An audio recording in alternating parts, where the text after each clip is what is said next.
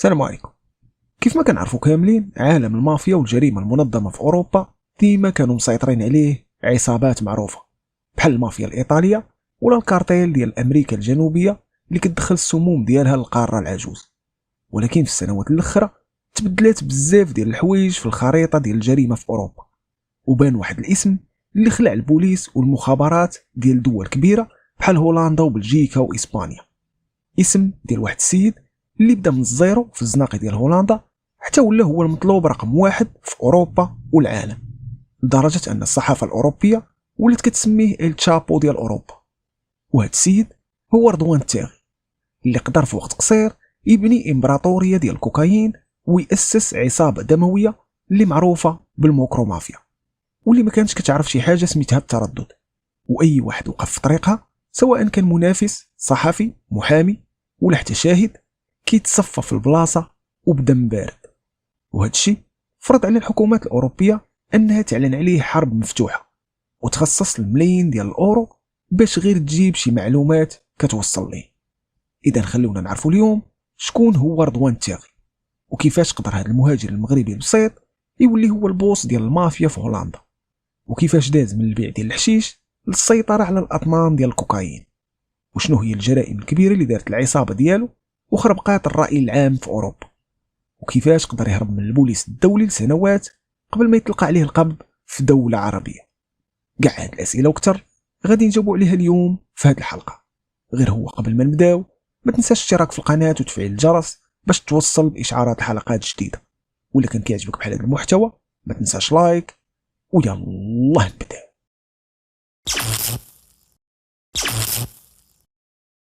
باش نفهموا القصة ديال هاد السيد اللي دوخ المخابرات العالمية خاصنا نرجعوا اللور شويه، وبالضبط لسنه 1977، وهي السنه اللي تزاد فيها رضوان التاغي في واحد الدوار صغير سميتو بني سليمان في النواحي ديال مدينه شفشاون. ولكن رضوان ما غاديش يكبر في المغرب، حيت ملي كانت عنده 3 سنين عائلته غادا تقرر تهاجر لهولندا بحال بزاف ديال المغاربه داك الوقت اللي كانوا كيقلبوا على طرف ديال الخبز وحياه حسن، وغادي يستقروا في واحد المدينه صغيره وهاديه سميتها فيانين اللي جات في النواحي ديال مدينه اوتريخت. وكيف ما جا في التقارير اللي نشرتها الجريده الهولنديه المعروفه هيت بارول واللي تبعات الدوسي ديالو من النهار الاول، رضوان كبر في عائله بسيطه وبواه كان خدام بياع وشراي عادي، وفي الصغر ديالو كان كيبان دري ظريف مهدن ومجتهد في قرايته، لدرجه ان الاساتذه ديالو كانوا كيتوقعوا ليه مستقبل مزيان. ولكن الشارع الهولندي ديك الساعه، وخصوصا في الاحياء اللي كيكثروا فيها المهاجرين، كان كيعرف واحد التحول كبير، والدراري الصغار كانوا كيشوفوا بعينيهم كيفاش شي وحدين من ولاد حومتهم ولاو كيركبوا على طوموبيلات غاليه وكيلبسوا حوايج من ماركات معروفه غير من البيع والشراء في الممنوعات. وهاد المظاهر ديال الغنى السريع غادا تعمي العينين ديال رضوان، وغادا تخليه يسمح في قرايته في التسعينات ويبدا كيتحكم بالدراري الكبار في الحومه، وهذا الشيء اللي غادي يدخلوا للعالم ديال الجريمه من الباب الصغير. في البدايه وكيف ما كيتعلم اي واحد دخل لهذا العالم الكحل، رضوان بدا كيبان في الشوارع كيدير شي حوايج اللي كيتعتبروا بساط في عالم الجريمه، بحال السرقه ديال الطوموبيلات والبيع ديال الحشيش بالتقسيط. ولكن التاغي ما كانش دري عادي، كان ذكي بزاف وكيعرف كيفاش يبني العلاقات وكيفاش يسكت وما يبانش في الصوره، وهذا الشيء اللي خلاه يكسب الثقه ديال البارونات الكبار اللي كانوا شادين السوق ديك الساعه. وفي البدايه ديال الالفينات التاغي غادي يقدر انه يطور الخدمه ديالو وما يبقاش خدام عند الناس، وغادي يولي هو اللي كيجيب السلعه. وبحكم الاصول ديالو استغل التاغي العلاقات مع المهربين في الشمال ديال المغرب، وبدا كيدخل الحشيش لهولندا والاوروبا بكميات كبيره، وهذا الشيء اللي خلاه يجمع راس المال اللي كبير نسبيا. ولكن وكيف ما نشرت جريده ذا التليغراف في التحقيقات ديالها على الموكرومافيا، التاغي كان كيشوف بعيد وعاقب اللي الحشيش واخا كيدخل الفلوس ما كيوصلش للارباح الخياليه اللي كتجيبها الغبره البيضاء.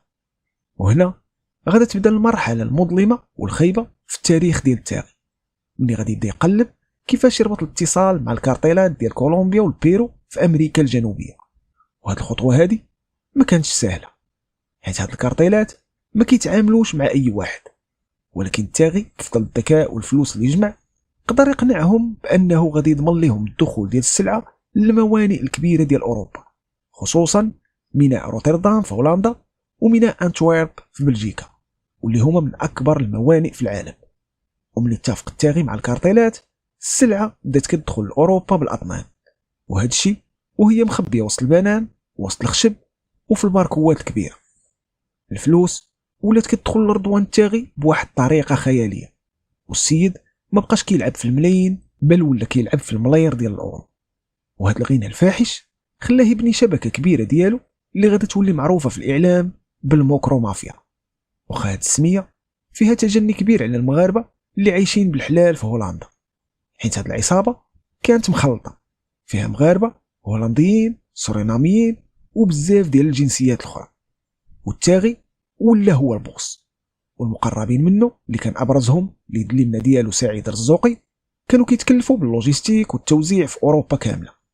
ولكن عالم الكوكايين ماشي بحال الحشيش، هو عالم فيه بزاف ديال الطمع والخضر، واي كيلوغرام ضاع ولا تسرق الثمن ديالو كيكون هو الدم. وهذا الشيء اللي غادي يخلي التاغي يأسس واحد الجناح عسكري خاص بالعصابة ديالو، مكون من دراري صغار اللي ما كيرحموش ومستعدين يتيريو في اي واحد غير ب5000 ولا 10000 اورو. البوليس الهولندي وحسب التقارير ديال الشرطة الأوروبية المعروفة بأوروبول بداو كيلاحظوا في سنة 2012 باللي كاين واحد الارتفاع خطير في عدد الجرائم ديال القتل وتصفية الحسابات في الشوارع ديال أمستردام وروتردام. الناس ولات كتقتل بالقرطاس في القهاوي حدا ديورهم وحتى في الشارع العام بالنهار. في الأول البوليس كان كيحساب ليه هاد الشيء غير صداع بين عصابات صغيرة، ولكن مني بداو كيحقوا لقاو باللي كاع هاد الخيوط كتوصل لسمية وحدة اللي هي رضوان التاغي. التاغي اللي كان كيعطي الأوامر ديال القتل عن طريق تليفونات مشفرة، وكان كيستعمل أسماء مستعارة في الرسائل ديالو، وهذا الشيء خلاه ديما سابق البوليس بخطوة.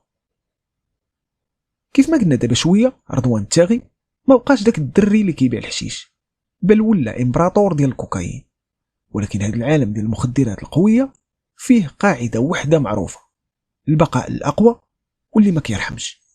وهذا الشيء اللي غادي يبان مزيان في سنة 2012، وهي السنة اللي غادي تشعل فيها العافية في هولندا وبلجيكا، وغادي تبدا وحدة من أعنف حروب العصابات في تاريخ أوروبا اللي ولات معروفة إعلاميا بحرب الموكرو مافيا. السبب ديال هاد الروينة كاملة كيف ما نشرت القناة الهولندية الرسمية نوز في وثائقيات ديالها كان هو شحنة ديال الكوكايين فيها أكثر من 200 كيلوغرام تسرقات من ميناء أنتويرب في بلجيكا. هاد الشحنة كانت ديال عصابات متنافسة، ولكن التاغي اللي كان ديما كيحاول يسيطر على السوق كامل لقى راسو وسط هاد الحرب، وماشي غير دخل فيها، بل ولا هو الرقم الصعيب اللي كيصفي اي واحد كيشك فيه او كيشوفو منافس ليه. الشيء اللي خلاه يولي مهووس بالسيطرة، والبارانويا شدات ليه في الراس وما بقى كيتيق في حتى شي واحد، واي شخص كيتعطل في الخلاص ولا كيبان ليه فيه كثرة الهضرة ويقدر يدير ليه المشاكل كيعطي الأوامر باش يتصفى في البلاصة. وهذا الشيء اللي خلى الشوارع ديال امستردام واوتريخت يوليو بحال شي ساحة ديال الحرب، الدراري الصغار راكبين على موطورات وكيتيريو بالقرطاس ديال الكلاشينكوف في وسط النهار، وما كيهمهمش واش كاينين ناس ديزين ولا كاميرات كيسجلوا.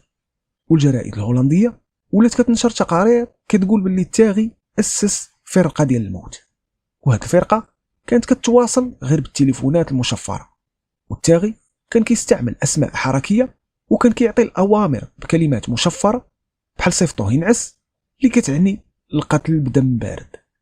ولكن الحاجة اللي خلت الدولة الهولندية ترعد وتعرف باللي هاد السيد فات القياس هي من التاغي قرر يكسر كاع القواعد والخطوط الحمراء اللي كان متعارف عليها حتى في عالم المافيا. ففي المافيا العادية كاين قانون الصمت اللي كيسميوه الطاليان الأوميرتا، ولكن التاغي زاد عليه قاعدة أخرى: اللي هدر كيموت هو وعائلته والمحامي ديالو. وهذا الشيء غادي يبان بشكل واضح ومخيف مني واحد من الأعضاء ديال العصابة ديالو سميتو نبيل قرر أنه يقلب الفيستا ويتعاون مع البوليس والعدالة الهولندية ويولي شاهد ملك. نبيل دار هذه الخطوة حين تحس باللي التاغي غادي يصفيها ليه مني وقع واحد الغلط في شي عملية ديال القتل ومات فيها واحد السيد بريء ما عنده حتى شي علاقة بالعصابات. ومني التاغي ساق الخبار باللي نبيل مشى للبوليس وبدا كيعاود ليهم على الهيكلة ديال العصابة والجرائم اللي كدار، قرر أنه ينتقم منه بأبشع طريقة باش يخليه عبرة لأي واحد يفكر يخونه. وفي سنة 2018 العصابة ديال التاغي غادا تمشي للأخ ديال الشاهد نبيل واللي هو رضوان. هاد السيد اللي كان إنسان شريف وما عنده حتى شي علاقة بعالم الإجرام، وخا هادشي تيراو فيه وقتلوه. هاد الاغتيال كان رسالة واضحة من التاغي، حتى واحد ما محمي. البوليس الهولندي والمجتمع الأوروبي كامل تصدم، حيت هادي كانت أول مرة عصابة كتجرأ وتقتل عائلة ديال شاهد مالك. ولكن الرعب ما غاديش يوقف هنا، حيت من بعد عام واحد تقريبا وبالضبط في شتنبر 2019 غادا توقع جريمة اللي هزات أركان الدولة الهولندية. العصابة ديال التاغي غادا تصفي المحامي ديال الشاهد نبيل واللي هو المحامي الهولندي المعروف ديرك ويرسون، قتلوه بالقرطاس قدام دارو في أمستردام. هاد الجريمة خلات رئيس الوزراء الهولندي ديك الساعة يخرج ويقول باللي دولة القانون في هولندا راها تحت الهجوم المباشر، والجرائد الأوروبية بحال دير شبيغل الألمانية بدات كتكتب باللي هولندا ولات كتشبه الكولومبيا في الثمانينات أيام بابلو إسكوبار.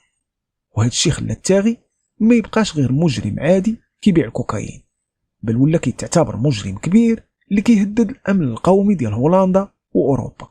والمخابرات الهولندية بتنسيق مع الانتربول داروا عليه مذكرة بحث دولية حمراء، وخصوا مكافأة مالية كبيرة ديال 100,000 أورو لأي واحد يعطي شي معلومة كتوصل ليه، وهي أكبر مكافأة تحطات في تاريخ هولندا ديك الساعة.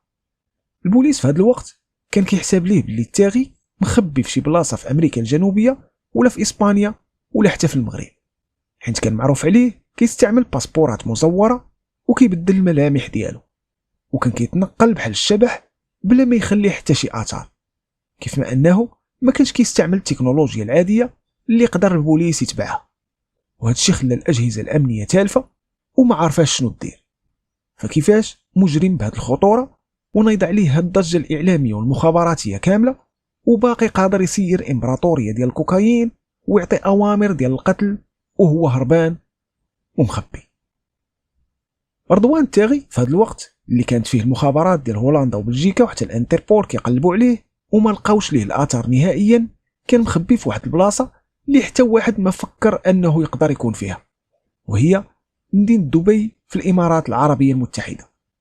وهنا كيتطرح السؤال المهم، كيفاش قدر هذا السيد يدخل لدبي ويعيش فيها بلا ما يعيق به حتى واحد وهو المطلوب رقم واحد في العالم؟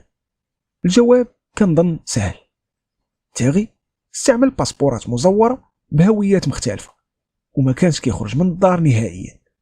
كان كاري واحد الفيلا فخمة بزاف سد عليه الشراج والريدويات ليل ونهار باش ما يبانش، وما كان كيتواصل مع العصابة ديالو إلا عبر تليفونات مشفرة. ولكن هاد التكنولوجيا اللي كان كيعتبرها التاغي هي الدرع اللي حاميه غادا تكون هي الضربة القاضية اللي غادا تطيحه، حيت في سنة 2019 المخابرات الهولندية والفرنسية غادي يديروا واحد الحاجة خطيرة اللي غادا تبدل التاريخ ديال محاربة المافيا في العالم. وهذا الشيء من يقدروا يخترقوا السيرفرات ديال جوج شبكات كبار ديال التواصل المشفر اللي هما انكروتشات و بي جي بي. هاد الشبكات اللي كانوا كيستعملوهم كبار المجرمين في العالم باش يتواصلوا بيناتهم بلا ما يطيحوا في الرادارات ديال الشرطة. ومن البوليس فك الشفرة لقى راسو طاح على كنز ديال المعلومات اللي كانوا عبارة على الملايين ديال الميساجات اللي كتهضر على صفقات ديال الكوكايين، عمليات ديال القتل ومخططات ديال المافيا. ومن بين هاد الميساجات لقاو الخيط اللي كيوصل لرضوان التاغي. وجريدة التليغراف الهولندية قالت ديك الساعة بلي البوليس قدر يحدد الموقع ديالو بالضبط في دبي من خلال تحليل هاد الداتا اللي طاحوا فيها. ومباشرة بعد ما تأكدوا من البلاصة اللي مخبي فيها التاغي تنظمات واحد العملية استخباراتية كبيرة بتنسيق عالي المستوى ما بين المخابرات الهولندية والشرطة ديال دبي. وفي دجنبر من سنة 2019 غادا تقتحم فرقة خاصة ديال البوليس الإماراتي الفيلا اللي كان مخبي فيها التاغي. العملية دازت بالزربة وبلا ما تطلق حتى قرطاسة وحدة، والتاغي لقى راسو محاصر وما عنده فين يهرب، وتشد وهو جالس في الصالون ديالو. الشرطة ديال دبي نشرات فيديو ديك الساعة كيبين اللحظة ديال الاعتقال وكيفاش كان التاغي عايش في عزلة تامة، وحتى الماكلة كانوا كيجيبوها ليه المساعدين ديالو باش ما يخرجش للزنقة. وهذا الاعتقال كان بمثابة زلزال في العالم ديال الجريمة، وهولندا تنفست الصعداء حيت اخيرا طاح البوس اللي رعبهم لسنوات. وفي غضون ايام قليله تسلم رضوان التاغي لهولندا وتحط في واحد الحبس سميتو EPA في مدينه فوخت، واللي كيتعتبر من اشد السجون حراسه في اوروبا. حبس مصمم خصيصا لاخطر المجرمين، فيه العزله التامه والكاميرات في كاع القنات، وحتى المحامين ملي كيجيو يشوفوا رضوان كيدويو معاه من ورا الزاج. وهنا كلشي قال صافي، التاغي طاح والموكرو مافيا غادا تريب. ولكن الكارثه اللي ما كان متوقعها حتى واحد هي ان التاغي واخا كان في الحبس مقطوع على العالم قدر يوصل ميساجات للعصابه ديالو برا، وهذا الشيء اللي غادي يتسبب في واحده من ابشع الجرائم اللي هزات الراي العام الاوروبي والعالمي. حيت في يوليوز من سنه 2021 الصحفي الهولندي الاستقصائي المعروف بيتر ألدفريس، اللي كان كيتعتبر من اشهر الصحفيين في اوروبا اللي كيفضحوا المافيا وعالم الجريمه، واللي كان هو المستشار السري ديال الشاهد الملك نبيل، غادي يتعرض لعمليه اغتيال وسط النهار في قلب العاصمه امستردام. وهذا الشيء ملي كان عاد خارج من واحد الاستوديو ديال التلفازه اللي كان كيشارك فيه في برنامج على قناه RTL بوليفار. وملي كان غادي في اتجاه الطوموبيل ديالو خرج ليه واحد من العصابه ديال التاغي وتيرا فيه شحال من قرطاسه في الراس مباشره. طبعا بيتر طاح في بلاصتو، ومن بعد ايام قليله مات في السبيطار بسبب الاصابات الخطيره.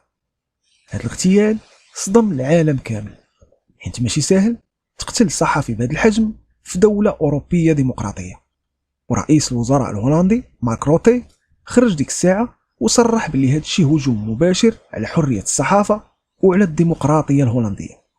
والتحقيقات اللي دارت بينات باللي الاوامر ديال هذا الاغتيال خرجات من عند التاغي اللي كان باغي يكمل الانتقام ديالو من اي واحد عنده علاقه بالشاهد نبيل، وباغي يبين للدوله الهولنديه باللي واخا شدوه اليد ديالو باقا طويله وقادر تضرب اي واحد وفي اي بلاصه.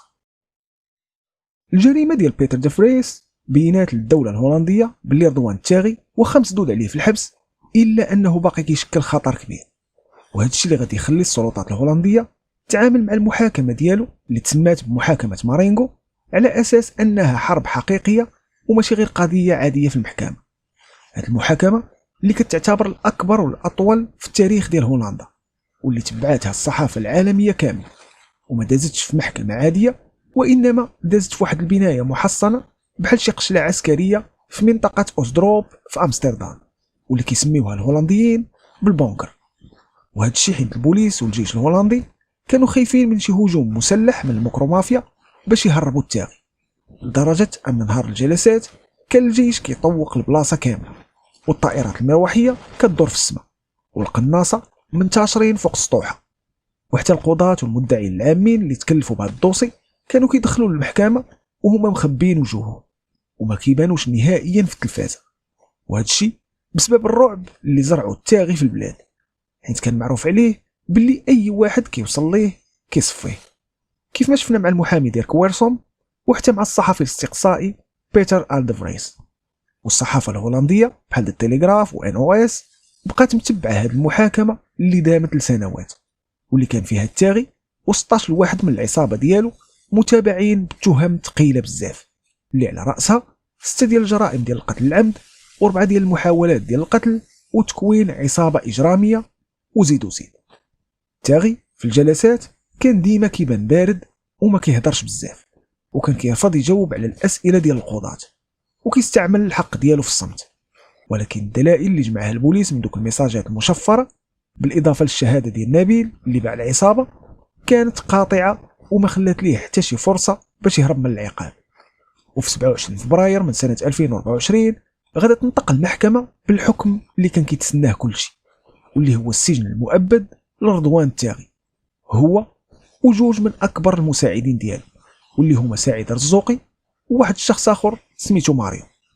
فين تحكموا باقي الافراد ديال العصابه باحكام كتراوح ما بين عامين حتى 29 عام ديال الحبس. وهذا الحكم ديال المؤبد في هولندا كيعني ان التاغي غادي يموت في الحبس وما عنده حتى شي فرصه باش يخرج ولا يستافد من شي عفو، خصوصا وانه مصنف كاخطر مجرم في البلاد ومسدود عليه في سجن EPA اللي ما كيدخل ليه لا شمس ولا ضوء، وما عنده الحق يتواصل مع حتى شي حد من غير المحامي ديالو اللي حتى هو كيكون تحت المراقبه المشدده، خصوصا بعد ما شدوا للتاغي واحد المحامي ديالو واللي هو ولد عمو يوسف التاغي متلبس، وهو كيهرب ليه الميساجات للحبس، وتحكم عليه حتى هو ب5 سنين ديال السجن النافذه. طيحه ديال رضوان التاغي وهاد الاحكام القاصحه اللي صدرات في حقه وفي حق العصابه ديالو خلات بزاف ديال الناس يحسب ليهم باللي الكابوس ديال الموكرو مافيا سالب مره. ولكن الخبراء ديال الجريمه في اوروبا كيقولوا هضره اخرى، وكيأكدوا باللي العالم ديال الكوكايين ما كيوقفش على شخص واحد. واخا التاغي طاح، كاينين دراري صغار طالعين في الشوارع ديال روتردام وانتويرب مستعدين يقتلوا وياخذوا البلاصه ديالو، حيت الفلوس اللي كتدور في هذا العالم كتعمي العينين وكتخلي بنادم يبيع راسو للموت. ولكن الاكيد في هذه القصه كامله هو ان رضوان التاغي غادي يبقى مسجل في التاريخ كواحد من اكبر واخطر البارونات اللي دازوا في اوروبا. السيد اللي بدا من والو في دوار صغير في النواحي ديال شفشاون، وصل لدرجه انه تحدى دوله اوروبيه قويه بحال هولندا، وهدد رئيس الوزراء ديالها وقتل الصحفيين والمحامين، قبل ما يلقى راسو في الاخر مسدود عليه بين 4 ديال الحيوط وهو كيتسنى الموت امتى يجي. والقصه ديال رضوان التاغي ماشي غير قصه ديال مجرم طاح في يد العداله، ولكن هي درس كبير كيبين باللي الطريق ديال الممنوعات والفلوس سهله، واخا تبان في الاول زوينه وفيها الطوموبيلات والفيلات، الا ان النهايه ديالها ديما كحله، اما الموت بالقرطاس في الزنقه ولا السجن المؤبد اللي كيحرمك من حريتك وعائلتك للابد. وهذا الشيء اللي خاص الدراري الصغار اللي كيشوفوا بحال هاد المجرمين ابطال يفهموه مزيان قبل ما يصدموا في شي طريق اللي ما فيهاش الرجوع. في وسط النهار وقدام عينين الناس اللي غادا جايه، قرطاس كلاشينكوف كان كيتسمع في الشوارع ديال امستردام. محامين وصحفيين كبار كيتصفاو بدم بارد، لدرجه ان راس مقطوع ديال شاب في مقتبل العمر غادي يتلاح فوق التروطوار في الشارع العام بحال شي رساله ديال الرعب. هادشي ماشي سيناريو ديال شي فيلم هوليودي، وماشي كارتيل في كولومبيا ولا المكسيك. هادشي وقع في قلب اوروبا، واللي كان مورا هاد الروينه كامله والدم اللي سال هما شباب اصولهم مغربيه للاسف، دراري كبروا في الحومات الشعبيه ديال هولندا وبداو ببيع طروفه ديال الحشيش في الزنقه، حتى ولاو بارونات كبار كيراعبوا عدد من الدول الاوروبيه وكيتحكموا في الملايير ديال الاورو واطنان ديال الكوكايين اللي كتدخل الموانئ الاوروبيه. اليوم غادي ندخل لواحد العالم مظلم ومسدود، واللي هو عالم الموكرومافيا، وغادي نعيشوا تفاصيل وحده من اعنف حروب الشوارع اللي عرفتها اوروبا، حرب اللي شعلات بين جوج ديال الروس كبار واللي هما بن عوف عدوي ورضوان التاغي.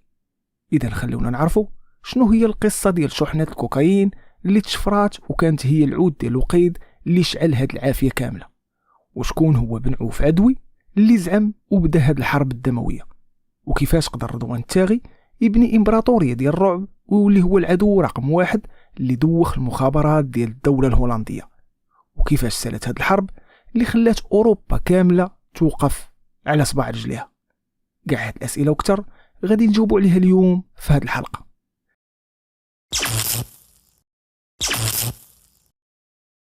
المغاربه اللي هاجروا لهولندا في الستينات والسبعينات مشاو باش يخدموا في المعامل ويبنيو البلاد اللي استقبلاتهم، وكانوا ناس دراوش كيقلبوا غير على طرف ديال الخبز بالحلال. ولكن الجيل الثاني والثالث ديال هاد المهاجرين غادي يلقى راسو عايش في احياء معزوله، نسبه البطاله فيها طالعه والعنصريه مسيطره على كاع المجالات. وهذا الشيء خلى شي وحدين من هاد الدراري يقلبوا على الطريق السهله باش يوصلوا الفلوس ويثبتوا الوجود ديالهم في المجتمع. في الاول اللعب كان مقتصر غير على التهريب ديال الحشيش من المغرب لاوروبا، والقضيه كانت ما مفضوحاش بزاف. ولكن مع الدخول ديال الالفينات وبالضبط في الوقت اللي ولات فيه تجاره الكوكايين كتدخل فلوس خياليه، الموازين غادا تقلب تماما. كوكايين اللي كيجي من امريكا اللاتينيه ولا كيدخل من الموانئ الكبيره بحال ميناء روتردام في هولندا وميناء انتويرب في بلجيكا. وهذا الشيء خلى العصابات اللي كيقودها شباب الاصول ديالو مغربيه واللي على راسها الموكرومافيا يسيطروا على هاد الخطوط ديال التهريب بحكم العلاقات اللي عندهم والقدره ديالهم على التنظيم المحكم. وهنا غادي يبان الاسم ديال بن عوف عدوي اللي تزاد وكبر في هولندا. بن عوف ما كانش شي دري اللي قاري مزيان ولا باغي يكمل في الطريق العاديه. بان من صغره وهو كيدوز اغلب الوقت ديالو في الزنقه وكيعرف كاع القوالب ديالها.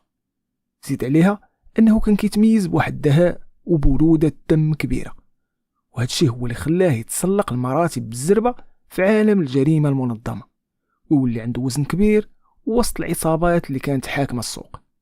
وفي ديك الفتره العصابات المغربيه في هولندا كانت بحال شي عائله وحده كبيره، كلشي كيعرف كلشي وكلشي كيخدم مع كلشي. والزعيم الروحي ديال هاد الشبكات في امستردام كان هو واحد البارون معروف سميتو كوينتي مارتا، واللي كان داير بحال الاب الروحي ديالهم كاملين، وكيتعتبر من الناس الاولين اللي كبروا هاد التجاره المحرمه، وكانوا خدامين معاه دراري قاصحين بحال نجيب بوحبوح وبن عوف عدوي براسو اللي كان كيتعتبر من الرجال الموثوقين في الشبكه. ولكن كيف ما كنعرفوا كاملين في عالم الجريمه والمخدرات الفلوس كتعمل عينين، والثقه كتبقى مجرد كلمه ما عندها حتى شي معنى. وهانتوما دابا شويه غادي نتعرفوا علاش كنقول لكم هاد الهضره. في سنه 2012 غادا توقع الحادثه اللي غادا تزعزع هاد العالم السفلي وغادا تشعل العافيه اللي ما غادا تطفى حتى تحصد عشرات الارواح. وهاد الشيء ملي غادا توصل لميناء انطويرب في بلجيكا واحد الشحنه كبيره ديال الكوكايين، واللي الوزن ديالها اكثر من 200 كيلو، واللي كانت ديال عصابه هولنديه معروفه كيتزعمها كوينتي مارتا براسو. ولكن المفاجاه الصادمه هي ان هاد الشحنه غادا تغبر في ظروف غامضه وحتى واحد ما غادي يبقى عارف فين مشات. والبارونات الكبار بداو كيسولوا وكيبحثوا، وكل واحد فيهم بدا كيتهم الناس اللي كيشوفهم اعداء ديالو بانهم هما اللي سرقوها. وهنا الصحفيين الهولنديين اللي الفوا كتاب على الموكرومافيا بحال فوتر لاومانس وماريان شرايفر في كتابهم الشهير موكرومافيا كيذكروا ان هاد السرقه ديال الكوكايين كانت هي النقطه اللي غادا تفيض الكاس. والاتهامات الكبيره غادا توجه لواحد العصابه من اصول مغربيه تابعه لعائله اخرى. ولكن المشكل الكبير هو ان بن عوف عدوي اللي كان من الناس اللي عندهم وزن في الدائره غادي يقرر انه يتخندق في الجهه الاخرى، وغادي يولي كيتعتبر من الناس اللي واقفين ضد كوينتي مارتا والرجال ديالو. وفي هاد اللحظات الصداع بدا كيكبر والتهديدات ولات علنيه، وباش كوينتي مارتا يبين باللي هو اللي حاكم السوق وان هيبه العصابه ديالو ما كتقاش كان خصو يضرب ضربه قاصحه. ولكن المشكل هو ان الطرف الاخر اللي فيه بن عوف عدوي ما كانش ساهل حتى هو، وقرروا انهم يتغداو باعدائهم قبل ما يتعشاو بهم. وفي شهر اكتوبر من سنه 2012 غادي يوقع اول اغتيال اللي غادي يحل بيبان العافيه على كل شيء. وهذا الشيء منين نجيب بوحبوح اللي كان هو اليد اليمنى ديال كوينتي مارتا والصديق المقرب ديالو، ومني كان خارج من واحد لوطيل في مدينه انطويرب بلجيكا وفي واضحه النهار غادي يتلقاو ليه جوج ديال القتله المأجورين وغادي يخويو القرطاس ديال الفراد ديالهم في راسو حتى يطيح ميت في البلاصه. هذا الاغتيال اللي ما كانش غير تصفيه حسابات عاديه وصافي، بل كان بمثابه اعلان حرب رسمي صريح ومباشر من طرف العصابه اللي كيمثلها بن عوف عدوي ضد الامبراطوريه ديال كوينتي مارتا. ومن تما الشوارع ديال هولندا وبلجيكا ما غاداش تبقى امنه نهائيا، والبوليس غادي يلقى راسو قدام جيل جديد ديال المجرمين، جيل اللي ما كيعرف لا لغه الحوار ولا التهديد، واللغه الوحيده اللي كيعرفها هي الكلاشينكوف والقتل والتدمير. من بعد ما تقتل نجيب بوحبوح كوينتي مارتا ما كانش من العاجزين، وما كانش غادي يقبل بهذه الاهانه اللي بغات تقضي على الهيبه ديالو تماما. الاغتيال ديال اليد اليمنى ديالو كان كيعني حاجه وحده، وهي ان بن عوف عدوي والعصابه اللي هو معاها تخطاو الخطوط الحمراء كامله، وان الرد خصو يكون مزلزل باش يرجع لاعتبار العصابه مارتا. وهنا غادي تبدا خطه الانتقام اللي غادي تكتب وحده من اكثر الصفحات دمويه في تاريخ الجريمه في هولندا. كوينتي مارتا غادي يعطي الاوامر ديالو باش يتصفى بن عوف عدوي باي ثمن، وما بغاش هادشي يكون غير اغتيال عادي، بل بغاه يكون ميساج واضح لكل شيء. وفي ليله 29 دجنبر 2012 وفي عز البرد والشتاء في امستردام وفي واحد من الاحياء اللي كان كيتعتبر من الاحياء الهاديه والراقيه غادا توقع مجزره حقيقيه اللي غادا تخلع الهولنديين وتخليهم يفيقوا على واقع مرعب. بن عوف عدوي كان في واحد الطوموبيل من نوع رانج روفر مع جوج من صحابه المقربين واللي هما يوسف الخورف وسعيد اليزيدي. والعصابه ديال مارتا كانوا متبعينهم وراسمين ليهم خطة محكمة باش ما يفلت حتى واحد فيهم. وفي واحد اللحظة غادي يحاصروهم بالطوموبيلات وغادي ينزلوا قتلة مأجورين هازين الكلاشينكوف، وغادي يبداو كيتيريو بالقرطاس على الطوموبيل ديال بن عوف بحال الشتا، لدرجة أن الصوت ديال القرطاس كان كيتسمع في الحي كامل، والناس تخباو في ديورهم مخلوعين وهما ما فاهمين والو من هادشي اللي واقع. يوسف الخورف وسعيد اليزيدي ما لقاوش كيفاش يديروا وماتوا في البلاصه بسبب الكثافه ديال القرطاس اللي تخوى عليهم. ولكن بن عوف واللي كيتعتبر شخص ذكي وعنده سرعه بديهه كبيره قدر يستغل واحد ثواني قليله ديال الفوضى ونقز من الطوموبيل وهرب كيجري في اتجاه القناه المائيه اللي كانت قريبه من البلاصه اللي وقع فيها الهجوم. وباش يقدر يعتق راسو من الموت المحقق، بن عوف ما ترددش نهائيا ونقز في الماء اللي كان بارد لدرجه التجمد، وبقى مخبي تما حتى مشاو القتله المأجورين اللي كانوا كيقلبوا عليه باش يكملوا المهمه ديالهم. هذا الهروب الهوليودي ديال بن عوف زاد كبر الاسطوره ديالو وسط العالم ديال المافيا، ولكن في نفس الوقت خلى البوليس الهولندي يحس باللي الامور خرجت تماما على السيطره، خصوصا ان القتله المأجورين ومني كانوا هربانين تلاقاو مع دوريه ديال البوليس وما تردوش انهم يتيروا فيهم حتى هما بالقرطاس. وهذا الشيء كان كيعني ان هاد المافيا الجديده ما بقات كدير حساب لحتى شي واحد، لا دوله ولا بوليس ولا قانون. ومن بعد هاد المجزره الحرب ولات محلوله على كاع السيناريوهات، والبوليس الهولندي وفي محاوله منه انه يسيطر على الامور دار حملات اعتقال واسعه. ولكن المشكل اللي لقاو هو ان هاد الشباب المغاربه اللي داخلين في المكرومافيا كانوا كيطبقوا واحد القانون ديال الصمت اللي معروف بالأوميرتا، يعني حتى واحد ما كان كيدوي وحتى واحد ما كيعترف على الاخر واخا يكون عدوه، لدرجه ان البوليس كيلقى صعوبه كبيره باش يثبت التهمه عليهم واخا كلشي عارف شكون كيحارب شكون. وبن عوف واخا نجا من الموت الا انه ولا عارف راسو مطلوب حي او ميت، الشي اللي خلاه ياخذ احتياطات كبيره باش يبقى حي وحتى باش يبقى حر وما يشدوهش البوليس. ولكن واخا كاع داكشي اللي دار الا ان البوليس قدر يلقى عليه القبض سنه 2013 وتوجهت ليه تهم ثقيله واللي عندها علاقه بالتخطيط لعمليه اغتيال وتزعم عصابه اجراميه وزيد. البوليس الهولندي كان كيحسب لهم ان الاعتقال ديال بن عوف كيعني باللي حرب العصابات في شوارع امستردام سالات، ولكن العكس تماما هو اللي وقع، حيت العصابه ديالو بقات خدامه بحال الا هو معاهم، والصراع مع كوينتي مارتا بقى مستمر لدرجه ان مارتا براسو غادي يلقى نفس المصير ديال الناس اللي امر بالاغتيال ديالهم. وهذا الشيء بالضبط في ماي من سنه 2014 من كوينتي مارتا غادي يكون خارج من واحد المطعم في مدينه امستلفين وغادي يتسناوه قتله مأجورين اللي غادي يخويو فيه اكثر من 80 قرطاسه ديال كلاشينكوف. وهذا الاغتيال ديال مارتا كان ضربه قاضيه للعصابه ديالو وخلى واحد الفراغ كبير في الساحه ديال الجريمه المنظمه في هولندا. هذا الفراغ اللي دائما كيخلق وحوش جداد في عالم المافيا، حيت وسط هاد الفوضى كامله ومن بعد ما الريوس الكبار بحال مارتا ماتوا وبن عوف دخل الحبس، غادي يبان واحد الغول حقيقي اللي غادي ينسي الهولنديين في كاع داكشي اللي داز. شخص اللي كان كيخدم في الظل بلا ما يحس بيه حتى واحد، وقدر يبني امبراطوريه دمويه اللي ما كترحمش. شخص اللي غادي يولي هو العدو الجديد ديال بن عوف عدوي والعصابه ديالو، وهذا الشخص هو رضوان التاغي. تاغي ما كانش كيبان بزاف وما كانش كيلفت انتباه بحال البارونات اللي سبقوه، ولكن كان كيعرف مزيان كيفاش يحرك الخيوط من اللور وكيفاش يستغل هذا الصراع بين بن عوف ومارتا باش يكبر الشبكه ديالو ويسيطر على الخطوط ديال الكوكايين اللي كتدخل الملايير. ومني غادي تقتل مارتا، رضوان التاغي غادي يقرر انه يصفي الساحه من كاع المنافسين المحتملين. وبما ان بن عوف كان باقي كيسير العصابه ديالو من وسط الحبس وباقي كيتعتبر رقم صعيب في المعادله، التاغي غادي يحطو في اللائحه السوداء ديالو وغادا تبدا واحد المواجهه من نوع جديد، مواجهه اللي غادا تخلي رضوان التاغي يستعمل ابشع الطرق باش يكسر العصابه ديال بن عوف. وما غاديش يكتفي غير بتصفيه المنافسين ديالو في البيزنس، بل غادي يتعدى هذا الشيء وغادي يستهدف حتى العائلات ديالهم والمحامين اللي كيدافعوا عليهم. وهذا الشيء اللي غادي يخلي هذا الصراع يدخل لواحد النفق مظلم اللي عمره ما داز في تاريخ أوروبا.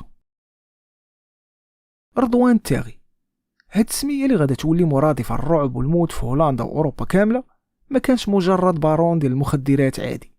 الصحفيين الهولنديين المختصين في الجريمة المنظمة بحال بول فوكس في جريدة هيت بارول وجون فان ده هيوفل في جريدة دي تيليغراف وصفوه بأنه شبح، حيت السيد ما كانش كيبان نهائيا، وما كيمشيش للسهرات الماجنة بحال البارونات اللي سبقوه، وما كيتصورش بشكل نهائي، لدرجة أن البوليس الهولندي براسو ولسنوات طويلة ما كانتش عنده حتى تصويرة واضحة ديالو. تاغي كان كيخدم في صمت رهيب، وقدر يعقد تحالفات خطيرة مع كارتيلات في أمريكا اللاتينية والمافيا الأيرلندية، وهذا الشيء خلاه يسيطر على الأطنان ديال الكوكايين اللي كتدخل لأوروبا. وبالنسبة لرضوان تاغي، بن عوف اللي كان مشدود في الحبس ما كانش مجرد منافس، بل كان كيمثل شبكة قوية اللي باقا قادرة تخلق ليه المشاكل، خصوصا أن بن عوف واخا كان مسجون إلا أنه كان باقي كيسير الرجال ديالو عن طريق التليفونات المهربة للحبس. وهنا التاغي غادي يطبق واحد القاعدة اللي غادي تولي هي الشعار ديال الموكرومافيا في العهد ديالو: اللي هدر كيموت، واللي وقف في طريق التاغي كيتمسح من الوجود. وهذا الشيء اللي خلى الصراع ياخذ طابع ديال الإبادة، حيت رضوان ما كانش كيقلب على التفاوض، بل كان باغي يحتكر السوق بوحده. وهذا الشيء غادي يخليه يبدا في تصفية كاع الرجال اللي باقيين موالين لبن عوف واحد بواحد، والطريقة اللي كان كيخدم بيها كانت مدروسة ومرعبة في نفس الوقت. كان كيستقطب دراري صغار من الأحياء المهمشة واللي ما عندهمش شي سوابق كبيرة، وكيعطيهم أسلحة حربية وفلوس كاش باش ينفذوا الاغتيالات.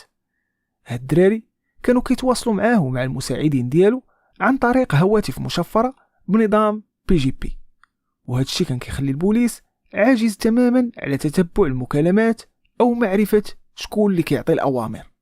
وهذه الاستراتيجية خلت شوارع أمستردام وأوتريخت وغيرهم من المدن الهولندية تعيش على إيقاع الاغتيالات اليومية، والضرب كان كيوصل حتى للأبرياء اللي كيوقعوا ضحية ديال تصفية الحسابات أو الأخطاء في تحديد الأهداف. بن عوف ومن وسط السجن ديالو كان كيشوف الإمبراطورية ديالو كتدمر، والرجال ديالو كيتقتلوا واحد مور الآخر، وهذا الشيء خلاه يحس بالخطر الحقيقي حتى على راسو واخا هو داخل الحبس.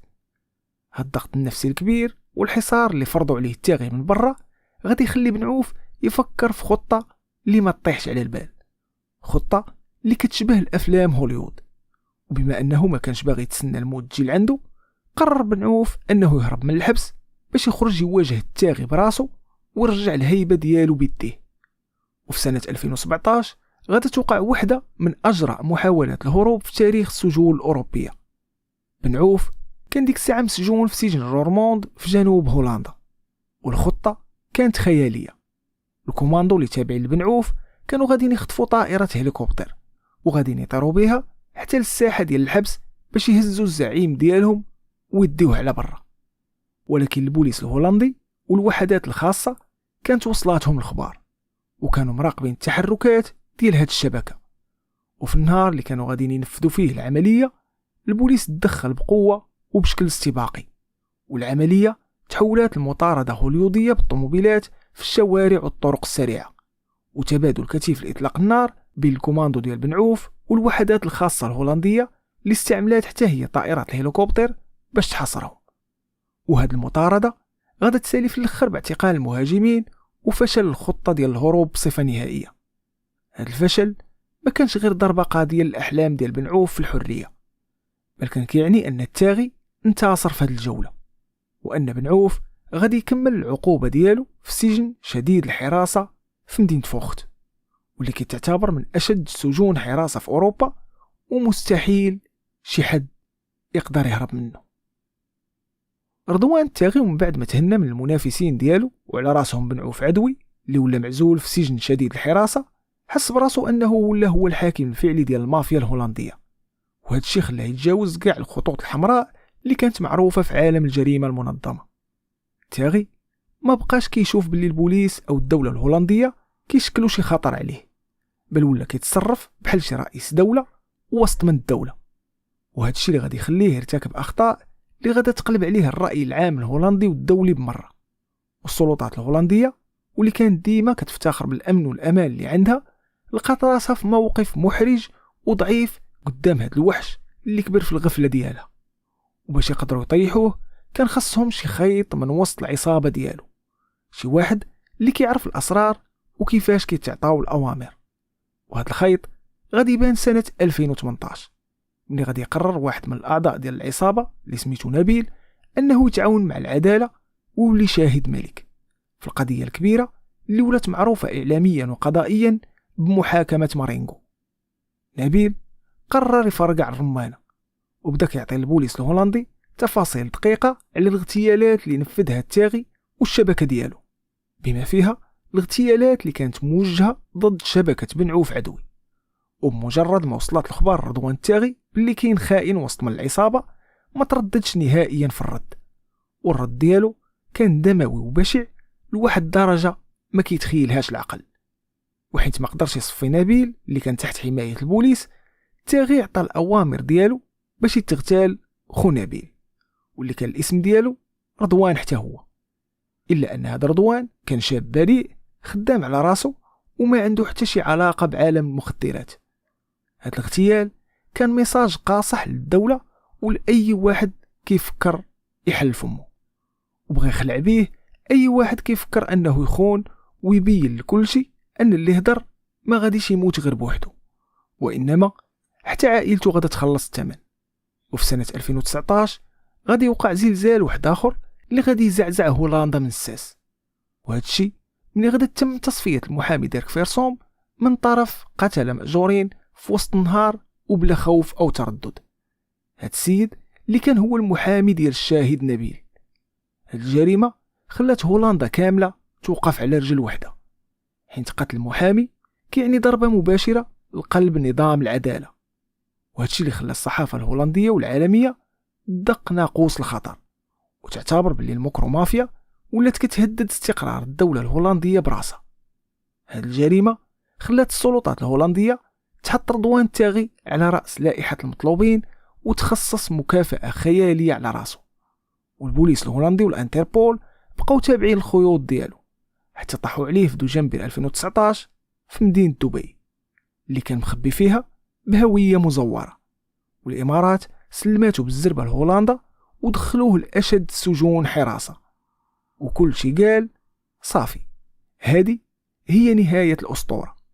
ولكن الصدمه الكبيره هي ان ماكينه القتل ما وقفتش هنا، حيت في سنه 2021 حتى الصحافه ما سلماتش. والصحفي الاستقصائي الشهير بيتر اردفريس اللي كان كيعاون الشاهد نبيل غادي يتغتال وسط الشارع في امستردام. والتاغي واخا كان مشدود في الحبس الا انه قدر يخترق النظام الامني، وكان كيستعمل المحامي ديالو اللي هو ولد عمو بحال شي مرسال كيدخل لعنده وكيخرج الاوامر ديال القتل للعصابه برا. وهذا الشيء اللي خلى اداره السجن اللي فيها رضوان التاغي دير عليه حراسه مشدده اكثر، لا هو ولا حتى المحامين ديالو. دابا بعد ما سالينا هذه القصه الدمويه نقدروا نرجعوا لبن عوف عدوي ونشوفوا النهايه ديال هذا الصراع. بن عوف اللي بدا حياته في الشارع كيحلم يبني امبراطوريه لقى راسو محبوس في سجن ايبي شديد الحراسه وهو كيشوف السنين ديال عمره كتضيع. والادهى من هذا الشيء هو ان العدو اللدود ديالو رضوان التاغي حتى هو تشد وتجاب لنفس السجن. يعني هاد الجوج اللي شعلوا العافيه في شوارع هولندا وبلجيكا واللي تسببوا في مقتل العشرات ديال الشباب المغاربه وغيرهم واللي كانوا ضحيه ديال الطمع والفلوس، لقاو راسهم في الاخر بجوج مجموعين في نفس الحبس تحت حراسه مشدده. ملي كنجبدوا الجريمه المنظمه وخصوصا المكرومافيا اللي ربات اوروبا في هاد السنين الاخرى كيمشي بالنا مباشره لواحد السميه اللي كانت في وقت من الاوقات كتخلع البوليس والقضاة والسياسيين، واللي هي رضوان التاغي. هاد السيد اللي تصدر العناوين ديال الصحف العالميه بسبب المشاكل والروينه اللي نوضها في اوروبا. ولكن الحاجه اللي بزاف ديال الناس ما كيردوش ليها البال هي ان حتى شي زعيم ما كيقدر يبني امبراطوريه ديال الجريمه والمخدرات بوحده، وحتى شي مافيا ما كتقدر تنجح وتسيطر على موانئ كبيره بحال روتردام وانتويرب غير بالزعامه والقرطاس وصافي. يعني التاغي باش يدير هاد الشيء كان محتاج لواحد العقل مدبر، واحد السيد اللي كيخدم في السكات ما كيبانش نهائيا وما كيحملش الأضواء، لدرجة أن البوليس والمخابرات ديال العالم كامل اللي كانوا كيقلبوا عليه ما كانوش عارفين حتى وجهه كيفاش داير. هاد السيد كان هو اللي كيحرك الخيوط الحساسة كاملة ديال التنظيم، هو اللي كيخطط للاغتيالات، كيوجد السلاح وكيقاد اللوجيستيك ديال الهروب. يعني نقدروا نقولوا انه كان بمثابة الشبح وليد ليمنة ديال التاغي، واللي بلا بيه ما كانش يقدر الزعيم يدير حتى النص ديال داكشي اللي دار. هاد الشبح اللي دوخ اجهزة الاستخبارات العالمية وهرب حتى لكولومبيا وعاش فيها بحال شي واحد مقطوع من الشجرة، هو اللي جينا ندوي عليه اليوم. السيد اللي جينا ندوي عليه في هاد الحلقة هو سعيد رزوقي. فشكون هو سعيد رزوقي وكيفاش قدر يبني هاد الامبراطورية الدموية مع رضوان التاغي، وشنو هو الدور الحقيقي اللي كان كيلعبو في التنظيم، وعلاش كانت إسبانيا هي التيران المفضل ديالو اللي كيتردد عليه ديما، وكيفاش قدر يهرب من الانتربول لسنوات حتى طاح طيحة خايبة في كولومبيا في سنة 2020. كاع هاد الأسئلة وكتر غادي نجاوبو عليها اليوم في هاد الحلقة.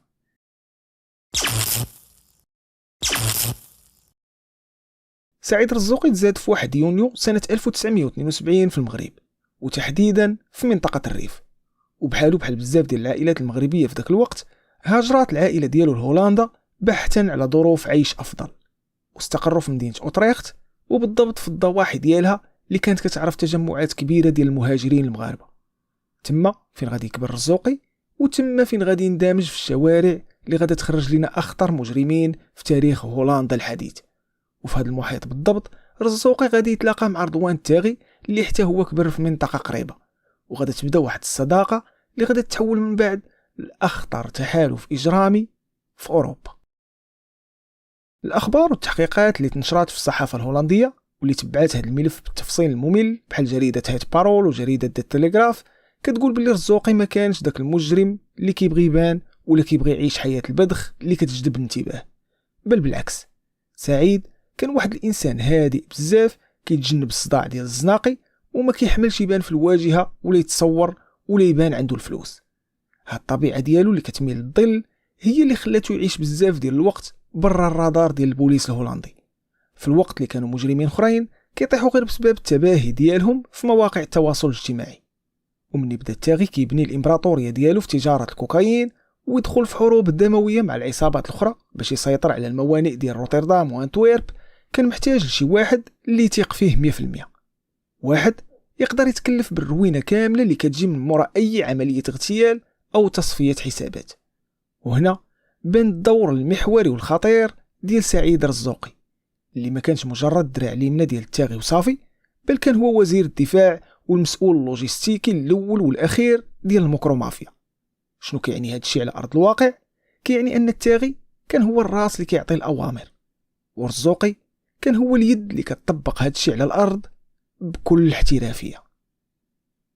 الصحافه الهولنديه المتخصصه في الجريمه بحال موقع كرام سايت اكدت من خلال التسريبات ديال ملف مارينغو الشهير باللي رزوقي كان عبقري في التفاصيل اللوجستيكيه. كان هو اللي كيشري الطوموبيلات المسروقه اللي غادا تستعمل في الجريمه، هو اللي كيوفر الاسلحه الاوتوماتيكيه بحال كلاشينكوف، وهو اللي كيحدد المنازل الامنه فين يتخباو الكوماندوز اللي كينفذوا العمليات، وهو اللي كيخطط من بعد لطرق الهروب خطوه بخطوه. كان كيحسب كل شيء بالمليمتر، فين غادا تحرك الطوموبيل الاولى باش تمسح البصمات، وفين غادا تكون الطوموبيل الثانيه كتسناها، وكيفاش غادي يغبروا من مسرح الجريمه بلا ما تشدهم حتى شي كاميرا.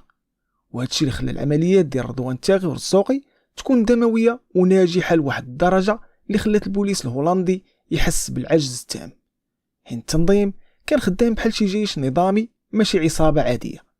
زيد على هذا الشيء ان رزوقي كان هو المكلف الاول باداره شبكه الهواتف المشفره اللي كانت كتستعملها العصابه واللي معروفه بهواتف بي جي بي.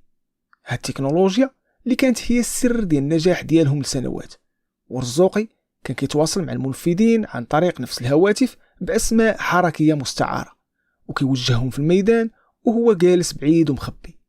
هاد الخدمه اللوجستيكيه الكبيره اللي كان كيديرها سعيد رزوقي ما كانت كتقتصر غير على هولندا بوحدها، بل كانت اسبانيا كتلعب واحد الدور رئيسي في التحركات ديالو.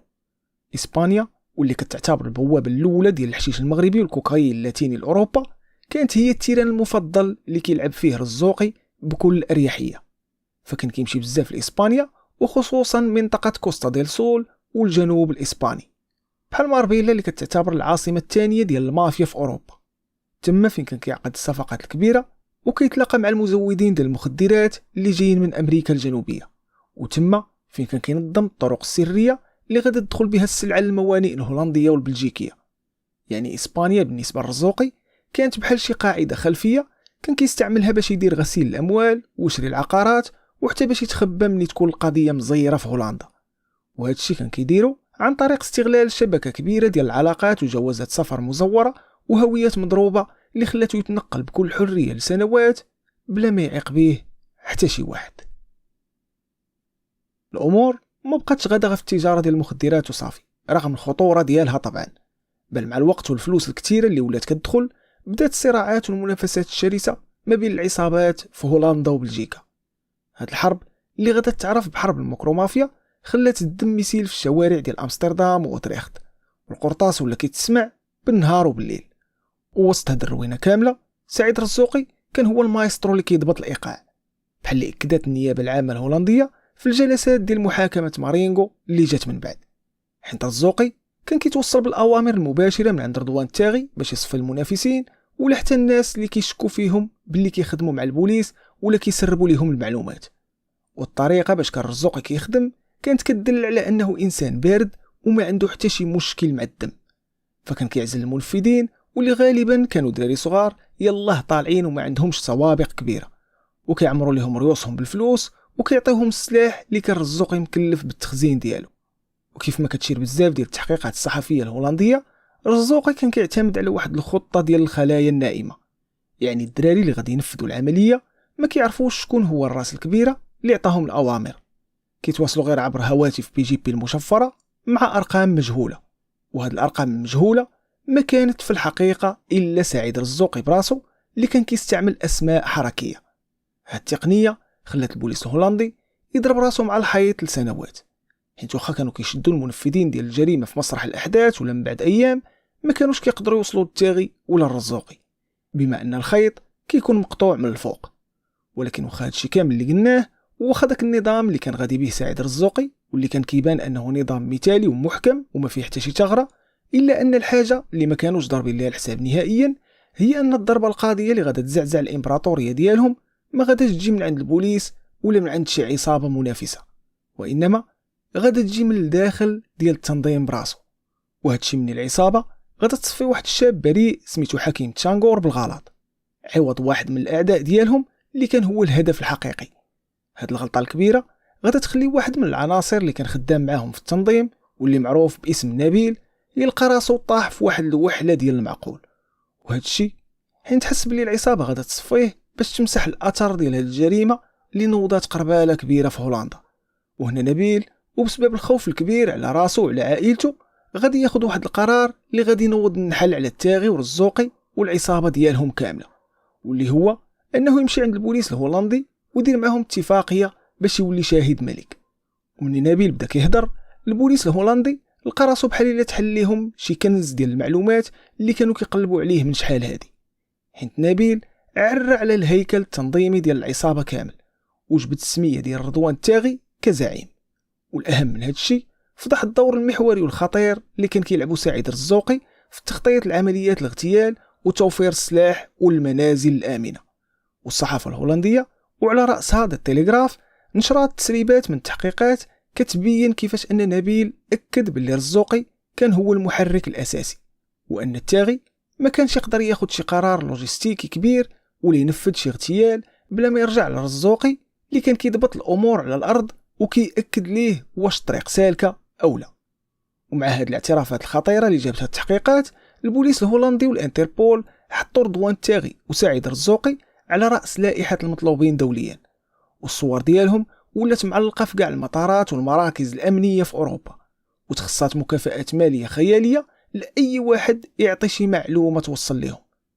هنا اسبانيا واللي كانت هي الملاذ الامن والحديقه الخلفيه الرزوقي ولات مضيقه عليه بزاف، والتعاون الامني ما بين اسبانيا وهولندا زاد بشكل كبير ولات بيناتهم خطوط مفتوحه 24 ساعه على 24.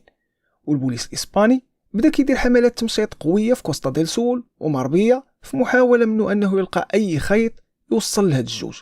وهذا الشيء خلى رزوقي يفهم باللي اوروبا كامله ما بقاتش صالحه ليه انه يتخبى فيها، وباللي اي غلطه صغيره ولا تباهي غادا تكلفو حريته وحياته.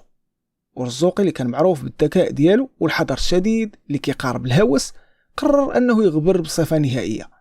ما بقاش كيستعمل التليفونات العاديه ولا حتى المشفره، قطع الاتصال نهائيا مع العائله ديالو في هولندا والمغرب، ومسح الاثر ديالو بحال الا عمره ما كان، وتحول لشبح حقيقي كيمشي على الارض. والبوليس الهولندي ما كانش عندهم حتى صوره جديده ليه باش يعموها، والصور اللي كانت متداوله كلها قديمه ديال التسعينات وبدايه الالفينات. وهذا الشيء زاد صعب المأمورية على المحققين اللي ما عارفينش حتى كيفاش ولا الشكل ديالو الحالي. زيد عليها ان التاغي حتى هو هرب، ولكن رزوقي اختار طريق اخرى للهروب وتخبى بطريقه خلت اجهزه استخبارات ديال الدول الكبرى توحل معاه وما تعرفوش فين غبر. الهروب ديال سعيد رزوقي ما كانش هروب عشوائي ديال شي مجرم خايف ومرتبك، بل كان انسحاب تكتيكي مخطط ليه بواحد الدقه كبيره. رزوقي اللي كان هو العقل المدبر واللوجيستيكي ديال المكرومافيا قرر يقطع البحر ويمشي لواحد البلاصه اللي كتعتبر القلب النابض ديال المخدرات في العالم، واللي هي امريكا اللاتينيه وتحديدا كولومبيا. هاد الخطوه ما جاتش من فراغ، حيت رزوقي بحكم الخدمه ديالو والتردد ديالو على اسبانيا لسنوات طويله كان ربط علاقات قويه ومباشره مع المزودين الكبار ديال الكوكا في امريكا الجنوبيه. وهاد العلاقات هي اللي غادا توفر ليه الحمايه والتخبيه في الوقت اللي العالم كامل كان كيقلب عليه. والتحقيقات اللي تنشرات من بعد في الصحف الكولومبيه الموثوقه بحال جريده إل تيمبو وتقارير الشرطه الوطنيه الكولومبيه اللي خرجت للعلن كتقول بلي رزوقي بمجرد ما حط رجليه في كولومبيا مشى ديريكت يحتمي بواحد من اخطر واكبر الكارتيلات في البلاد، واللي هو كلان ديال غولفو. هذا الكارتيل اللي كان كيحكمو داك الوقت البارون الشهير الملقب بأوتونييل لقى في رزوقي حليف استراتيجي ومهم بزاف، حيت رزوقي كان هو المفتاح ديال السوق الاوروبيه، وهو اللي كيعرف كيفاش يدخل الاطنان ديال السلعه للموانئ ديال روتردام وانتويرب بلا ما تطيح في يد البوليس. والمقابل ديال هادشي كان هو ان الكارتيل يوفر رزوقي الحمايه المطلقه والملاذ الامن في كولومبيا. ولكن الحقيقه اللي خصنا نعرفوها هي ان رزوقي ما مشاش لكولومبيا باش يعيش حياه البذخ ويسكن في القصور ويركب في الفيراري كيف ما كيديروا اغلب البارونات ديال المخدرات، بل العكس تماما. حيت رزوقي اللي كان قاري مزيان التاريخ ديال بابلو اسكوبار وغيره من زعماء المافيا اللي طاحوا بسبب العياقه والتليفونات طبق واحد النظام ديال العيش اللي انقطع فيه على العالم بمره. وهذا الشيء من يسكن في مدينه مدالين وتحديدا في واحد الحي عادي جدا سميتو سابانيتا، وما كانش كيخرج الزنقه نهائيا. سد عليه في واحد الشقه بسيطه وما كانش كيستعمل لا انترنت لا تليفون ذكي لا حاسوب ولا حتى الهواتف المشفره اللي كان هو براسو خبير فيها، حيت كان عارف مزيان بلي الدي الامريكيه اللي دخلت على الخط بقوه في هذه القضيه كتقدر تنصت وتحدد المواقع غير من اشاره بسيطه ديال التليفون. والتواصل ديالو الوحيد مع العالم الخارجي ومع الكارتيل ولا حتى مع رضوان التاغي اللي كان مخبي في دبي ديك الساعه كان كيتم عبر رسائل ورقيه مكتوبه بخط اليد كيوصلوها ناس اللي كيثيق فيهم 100%. يعني رجع لاساليب التواصل ديال العصور الوسطى باش يخلي الاستخبارات العالميه اللي مسلطه عليه احدث التكنولوجيا ديال التجسس تالفه.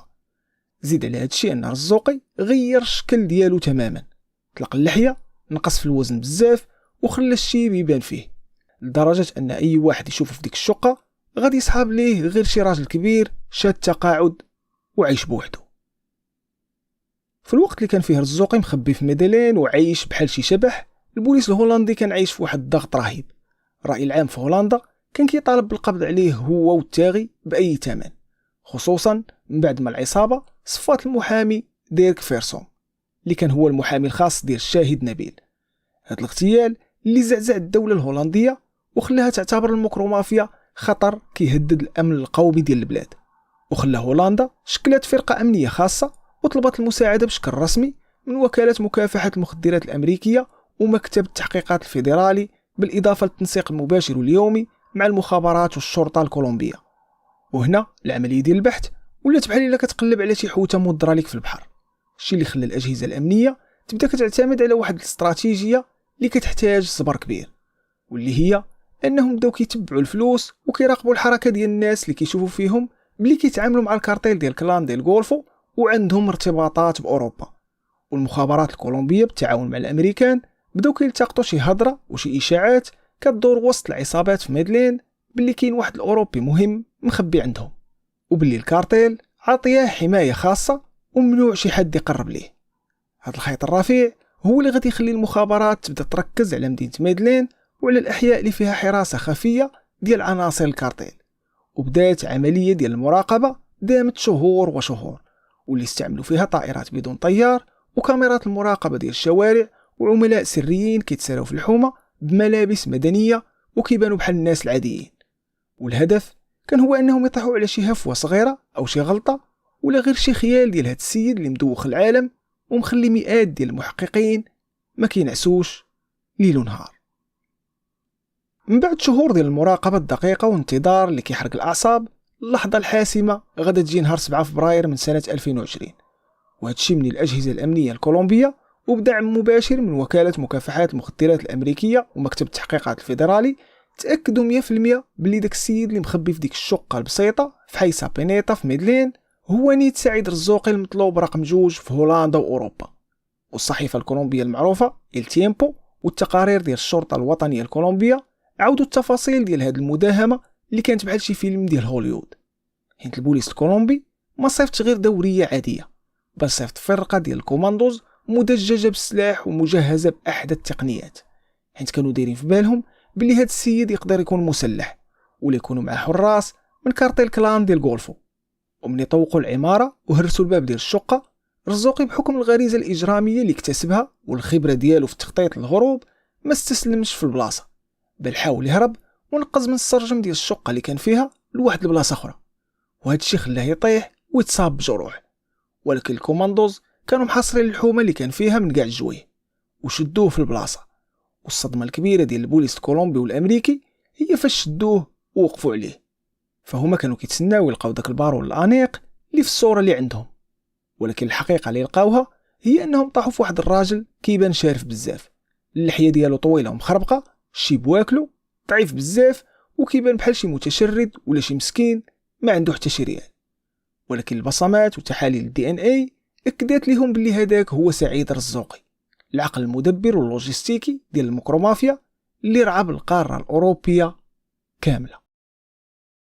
الطيحة ديال رزوقي كانت ضربة قاضية للمكرومافيا، خصوصا أن الشريك ديالو رضوان التاغي كان تشد حتى هو في دبي قبل منه بأسابيع قليلة. ولكن واخا هادشي كامل، القصة ديال سعيد ما سالاتش بمجرد ما دار ليه المينوط في كولومبيا.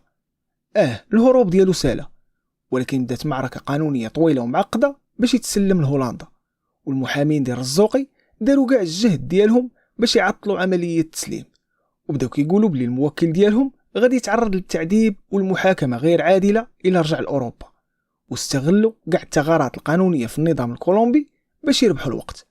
وهادشي خلى رزوقي يبقى مسجون في واحد من أشد السجون حراسة في بوغوطا العاصمة الكولومبية لما يقارب من 2 سنين. وفي هاد السنتين اللي دوزها رزوقي في الحبس الكولومبي، السلطات الهولندية كانت على أعصابها، حيت كانوا عارفين باللي المافيا كتقدر تخترق السجون في أمريكا اللاتينية بسهولة، وكانوا خايفين للكارتيل يهربوا ولا يصفيه باش ما يفضحش الأسرار ديالهم. ولكن في الأخر وبعد مفاوضات ومساطر قانونية ماراطونية، وافقت كولومبيا رسميا على تسليم سعيد رزوقي للسلطات الهولندية. وفي دجنبر من سنة 2021 غادا دار واحدة من أكبر العمليات الأمنية في تاريخ هولندا باش يتنقل سجين، حين جابوا ليه طيارة خاصة ورافقته فرقة ديال القوات الخاصة الهولندية.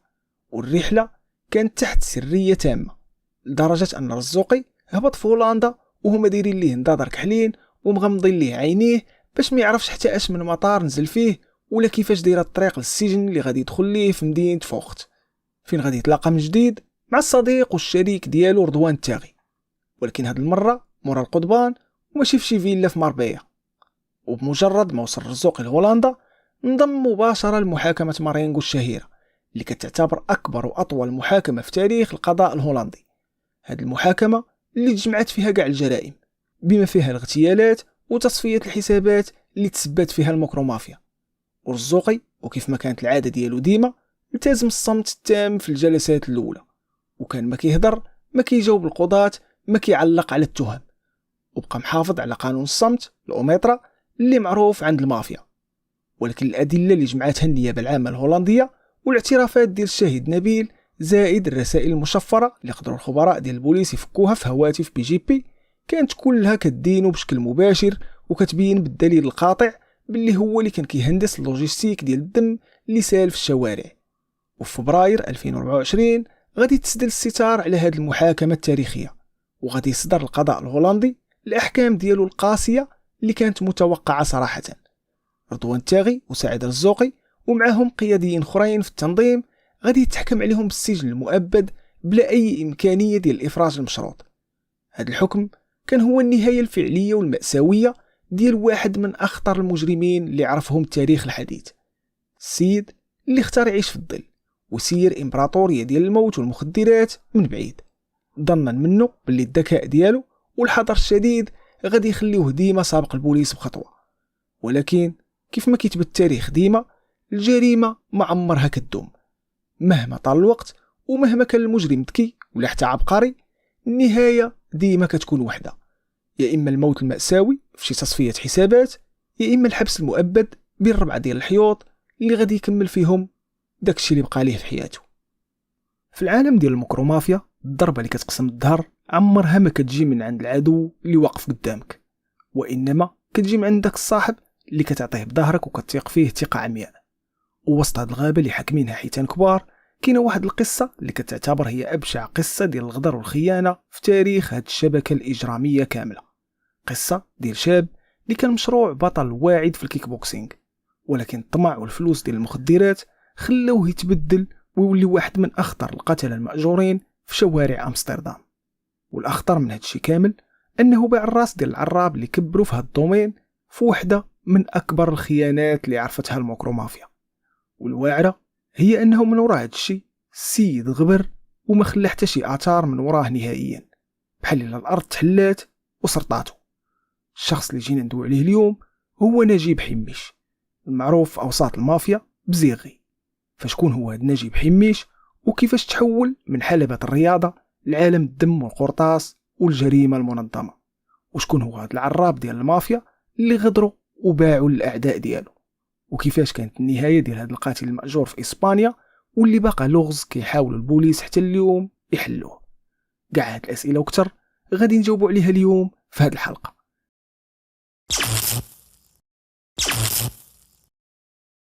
تزاد نجيب حميش في 13 فبراير من سنة 1988 في مدينة أمستردام الهولندية وسط عائلة مغربية مهاجرة، وكبر بحاله بحال الآلاف ديال الشباب اللي كبروا في الأحياء الشعبية اللي كيسكنوا فيها المغاربة تما. في البدايات ديالو نجيب ما كانش كيبان عليه أنه غادي يخرج مجرم ولا غادي يشد السلاح، بل بالعكس، حيت هو كان واحد الدري اللي كيبغي الرياضة، وبالضبط رياضة الكيك بوكسينغ اللي المغاربة في هولندا معروفين ومجهدين فيها ديال المعقول. والتقارير الهولندية اللي دوات على البدايات ديالو بحال داكشي اللي تنشر في مجلة بانوراما المتخصصة في الجريمة كتقول باللي نجيب كان موهوب بزاف، وكانوا المدربين ديالو كيتنبؤوا ليه بمستقبل كبير، وكان يقدر يولي بطل عالمي بحال بدر هاري ولا غيره من الأسماء اللي هزات الراية المغربية في الحلبات الدولية. ولكن كيف ما كنعرفوا، الأحياء اللي كبروا فيها هاد الشباب كتكون عامرة بالمغريات، الفلوس كتدوز بالزربة، والطوموبيلات الفارهة كتدوز من حداك، وساعة الرولكس اللي ساوي الملايين ديال الدولار تقدر تبان ليك في الشباب اللي يلاه طالعين. وهذا الشيء كيخلي الدري الصغير يبدا يفكر في داك الربح السريع بلا ما يضرب تماره ديال التدريب والرياضة اللي كتاخد الوقت والجهد بلا نتيجة مضمونة. التحول الكبير في حياة نجيب حميش ما جاش بين ليلة ونهار، وإنما جاب سباب واحد الشخص آخر اللي مني غادي يتلاقى معاه غادي يبدل ليه المسار ديال حياته 180 درجة. نجيب اللي كان كيتعتبر مقاتل واعد في الصالات ديال أمستردام غادي يطيح في الشبكة ديال واحد من أكبر وأبرز الأسماء في عالم الجريمة في هولندا ديك الساعة، واللي هو كوينيت مارتا. كوينيت للأصول ديالو من جزر الأنتيل، حتى هو كان بطل سابق في الكيك بوكسينغ، كيف ما أنه ما كانش مجرم عادي، وإنما كان بمثابة عراب ديال المافيا في أمستردام، وكان معروف عليه أنه عزيز عليه الدراري الصغار اللي عندهم مع المضاربة والرياضة وخصوصا المغاربة، فكان كيقربهم ليه، كيتهلا فيهم، كيشري ليهم حوايج غاليين وكيخلص ليهم حتى الحصص ديال التدريب. وهذا الشيء طبعا ماشي حبا فيهم ولا في الرياضة اللي كيديروها، وإنما باش يبني واحد الجيش ديال الدراري اللي كيكونوا مستعدين يموتوا على قبله وينفذوا ليه كاع المهام المسخه ديالو بلا ما يقولوا لا، حيت كانوا كيشوفوا فيه داك الاب الروحي اللي خرجهم من الفقر. وفي رمشة عين نجيب حميش اللي غادي يولي معروف وسط المافيا بلقب زيغي لقى راسو وسط هذا العالم اللي فيه كوينتي مارتا كيتعتبر هو الامير الناهي. طبعا زيغي بدا شويه بشويه وبقى غادي من مجرد دري كيلعب الكيك بوكسينغ لواحد من الحراس الشخصيين والدراري اللي كيتيق فيهم مارتا، ومن بعد غادي يدخل معاه في الصفقات الكبيره ديال المخدرات اللي كانوا كيدخلوا الملايين ديال اليوروهات.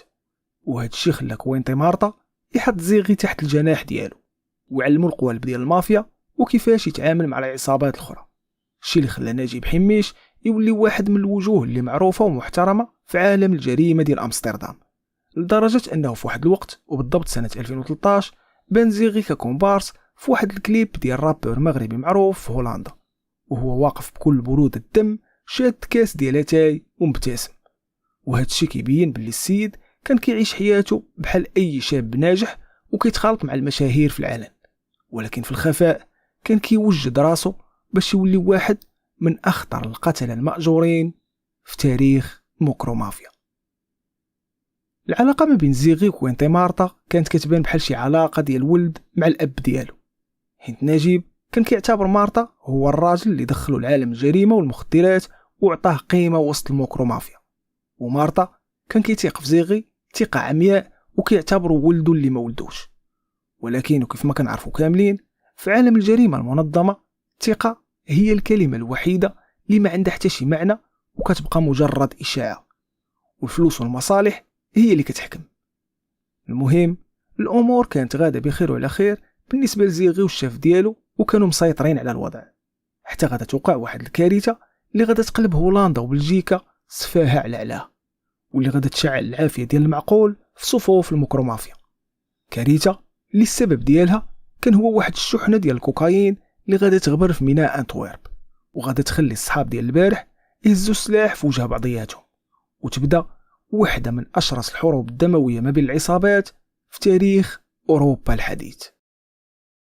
سنة 2012 وفي ميناء أنتويرب في بلجيكا اللي كتعتبر واحد من أكبر البوابات ديال المخدرات في أوروبا غادا توقع واحد الشفرة اللي غادا تبدل التاريخ ديال الجريمة في القارة كاملة. القصة وكيف ما وثقها الصحفي الهولندي المتخصص في الجريمة فوتر لاومانز في الكتاب ديالو الشهير الموكرومافيا، بدات مني غبرات واحد الشحنة ديال الكوكايين اللي الوزن ديالها 200 كيلو.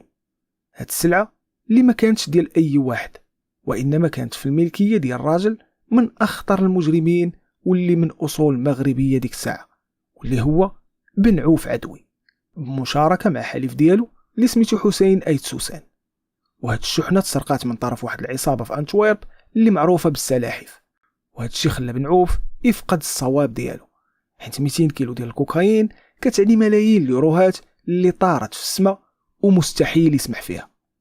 وباش بن عوف يفك هاد المشكله بلا ما يطيح الدم، قرر في الاول انه يلجأ لعراب امستردام كوينتي مارتا باش يتدخل بخيط بيض ويرجع ليه السلعه ديالو، خصوصا ان مارتا كانت عنده كلمه مسموعه في الاوساط الاجراميه وعنده علاقه مزيانه مع كاع الاطراف.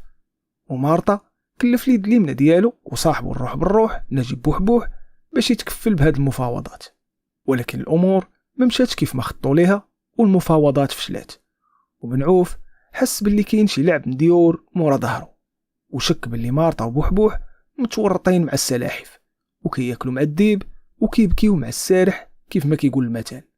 وفي شهر اكتوبر من سنه 2012 نجيب بوحبوح كان خارج من فندق كراون بلازا في انتويرب ما عليه ما به، حتى وقفوا عليه جوج ديال القتله المأجورين واللي على حساب التقارير ديال البوليس الهولندي كانوا هما رضا بن ناجم ومارشانو بوكورني اللي كانوا خدامين لصالح بن عوف عدوي.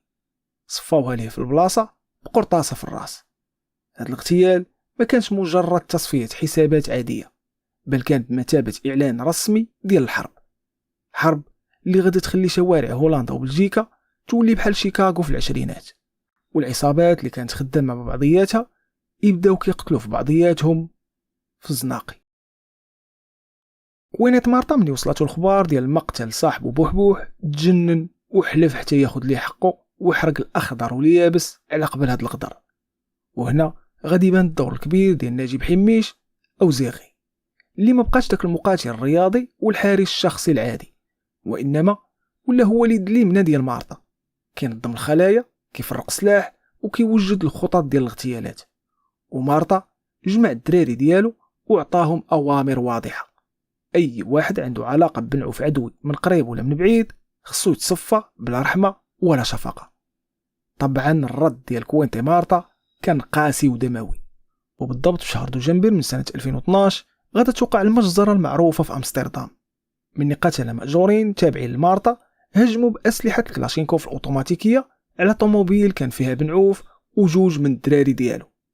بنعوف اللي كان هو الهدف الرئيسي قدر يهرب أعجوبة من ينقز في واحد القناة مائية وسط الثلج وتخبى تما، ولكن الدراري اللي كانوا معاه واللي هما يوسف الكريك وسعيد اليزيدي ماتوا في البلاصة، لدرجة أن القتلة بقاو كيضربوا فيهم بالقرطاس حتى الطوموبيل ولات بحال الكسكاس، وزادوها باشتباك مسلح مع البوليس اللي كانوا قراب من البلاصة وبداو كيتبادلوا معاهم إطلاق النار. ومن بعد هاد المجزرة ولات هولندا كاملة مستنفرة، البوليس الهولندي والمخابرات ناضوا وقفوا على رجليهم، وكل شيء ولا كيقلب على كوينتي مارتا والعصابة ديالو، حيت هادشي فات القياس وصل لترويع المواطنين.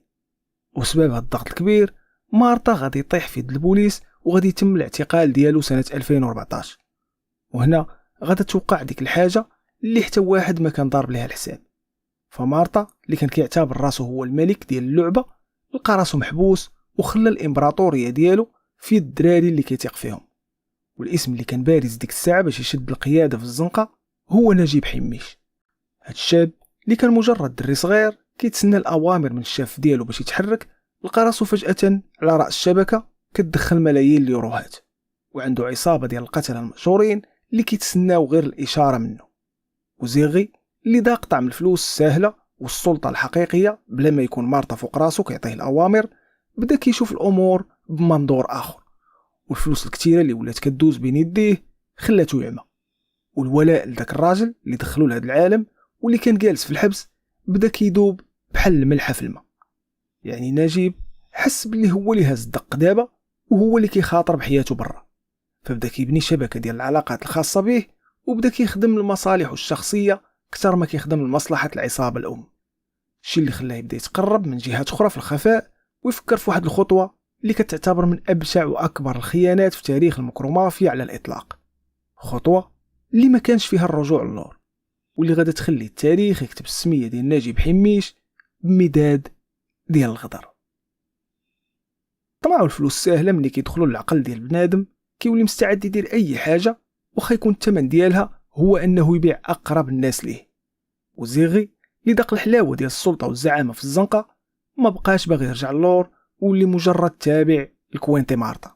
والأعداء ديال مارتا وعلى رأسهم التحالف اللي كان كيقودوا بنعوف عدوي كانوا واحلين وما لاقينش كيفاش يوصلوا للراس العراب اللي كان ديما راد بالو ومخبي مزيان، وفهموا باللي أحسن طريقة باش يطيحوه هي أنهم يخترقوا الدائرة الضيقة ديالو.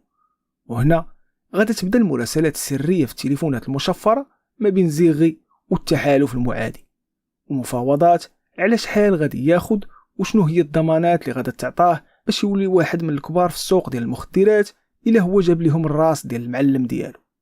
وفي سنة 2014 كونت مارتا غادي تطلق السراح ديالو مؤقتا بقرار من المحكمة بسبب شي ثغرات قانونية، وغادي يخرج باش يرجع يشد بلاصتو ويرتب الأوراق ديال الإمبراطورية اللي بدات كتشتت.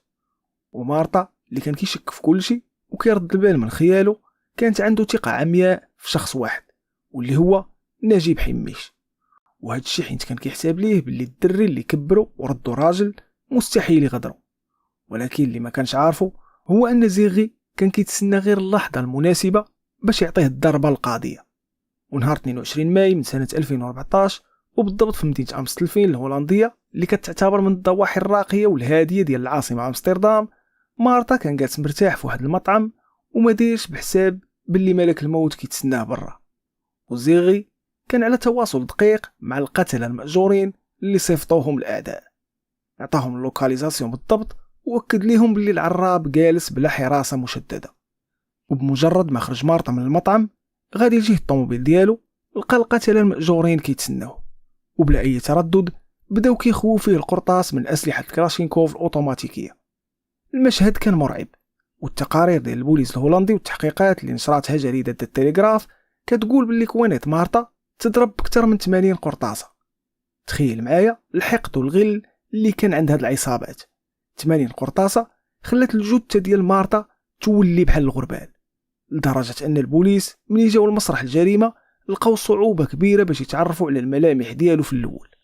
هاد الاغتيال زعزع هولندا كاملة، والاعلام الهولندي ما بقاش كيدوي على شي حاجة اخرى من غير هاد الموكرو مافيا اللي ولات كتصفي الحسابات ديالها في الشوارع بأسلحة ديال الحروب بلا ما تسوق للناس ولا حتى للدولة والبوليس.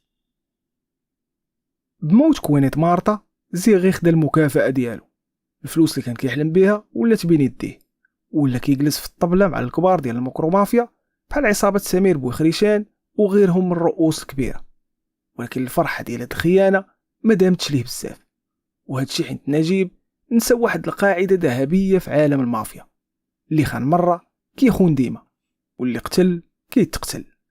أتباع مارتا المخلصين واللي كان على رأسهم واحد المجرم خطير سميتو نوفل الفصيح المعروف بنوفي ما جلسوش مربعين يديهم وبداو كيقلبوا ويديروا التحريات ديالهم الخاصة باش يعرفوا شكون اللي باع المعلم ديالهم.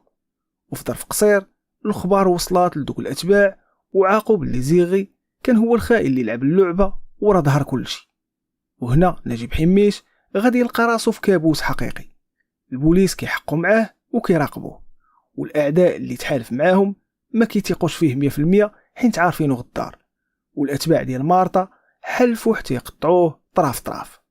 وهولندا ولات مضيقة عليه، والقرطاس ولا كيدوز من حدا ودنيه، وهادشي خلاه يعيش في واحد الرعب والبارانويا اللي ما كتوصفش. ما بقاش كينعس في بلاصه وحده، ما بقاش كيتيق في خيالو، ولا عارف باللي الموت ديالو هي مسألة وقت لا غير. وقدام هاد الضغط الكبير والموت اللي تابعه في كل زنقة في أمستردام، زيغي غادي يقرر ياخد واحد الخطوة اللي كيديروها كاع المجرمين ملي كتوصل بهم للعظم. غادي يجمع داكشي اللي قدر عليه ديال الفلوس وغادي يهرب من هولندا بصفة نهائية لواحد البلاصة اللي كتعتبر الجنة ديال المافيات والمهربين في أوروبا، واللي هي منطقة كوستا ديل سول في الجنوب ديال إسبانيا. وهو كيحساب ليه باللي تما غادي يقدر يتخبى ويبدا حياة جديدة بعيدة على المشاكل والحرب ديال الموكرو مافيا. إسبانيا وبالضبط منطقة كوستا ديل سول وكيف ما قلنا كتعتبر البلاصة المفضلة بالنسبة للمافيات الأوروبية، وخصوصا العصابات اللي عندها أصول مغربية، حيت تما فين كيتجمعوا الكبار، وتما فين كتغسل الفلوس ديال المخدرات في المشاريع والعقارات. وزيغي من يهرب من هولندا كان كيحسب ليه باللي الا وصل لإسبانيا وتخبى وسط هاد الزحام ديال المجرمين من كاع الجنسيات غادي يقدر يعتق الروح ديالو ويبدا من جديد بالفلوس اللي خداها كعربون ديال الخيانة. ولكن اللي نساه نجيب حميش هو ان الموكرو مافيا ما عندهاش حدود جغرافية، واليد ديالها طويلة اكثر من داكشي اللي كان كيتخيل، وخصوصا الا كانت القضية فيها الروح ديال العراب كوينيت مارتا. والاتباع ديال مارتا وعلى راسهم نوفل الفصيح ما كانوش جالسين كيتفرجوا. المخابرات ديال الشارع كانت خدامه ليل ونهار، والتليفونات المشفره ما سكتاتش. وزيغي واخا كان كيبدل البلايص وما كيستقرش في مدينه وحده، الا ان العينين كانت متبعاه خطوه بخطوه، حيت في هذا العالم الفلوس كتشري المعلومه في البلاصه، والناس اللي كان كيحساب ليه باللي هما حلفاء ديالو كانوا هما نيت اللي كيبيعوا ويشريو فيه. وفي شهر نوفمبر من سنة 2014 غادي تكتب سطر الاخر في القصة ديال نجيب حميش، وهذا الشيء مني غادي يوصل لمدينة مدريد العاصمة الإسبانية على أساس أنه غادي يتلاقى مع شي وحدين من شبكة التهريب باش يقادوا شي صفقة ولا باش يديروا ليه شي طريق باش يزيد يغبر. المهم أنه كان غادي لواحد الموعد اللي كان كيحساب ليه موعد ديال الخدمة. لبس حوايجو، خرج من البلاصة اللي كان مخبي فيها وركب في الطوموبيل ديالو، ومن ديك اللحظة زيغي تبخر. الارض تشقات وسرطاتو بلا ما يبقى ليه حتى شي اثر، لا طوموبيلتو بانت، لا التليفون ديالو جاوب، لا هو رجع. والبوليس الاسباني والهولندي بداو التحقيقات ديالهم من بعد مع عائلته والناس اللي قراب ليه بلغوا على الغياب ديالو. والجرائد الهولنديه الكبيره بحال هيت بارول اللي متبعه ملفات الموكرو مافيا دقه بدقه بدات كتنشر التقارير والسيناريوهات ديال هذا الاختفاء الغامض. والحقيقه اللي وصل ليها البوليس واللي كيداولوها الناس في العالم السفلي هي ان الموعد اللي كان غادي ليه زيغي في مدريد ما كان الا كمين محكم، فخ اللي نصبوه ليه رجال نوفل الفصيح اللي كانوا حالفين حتى ياخدوا التار ديال مارتا بأبشع طريقة ممكنة.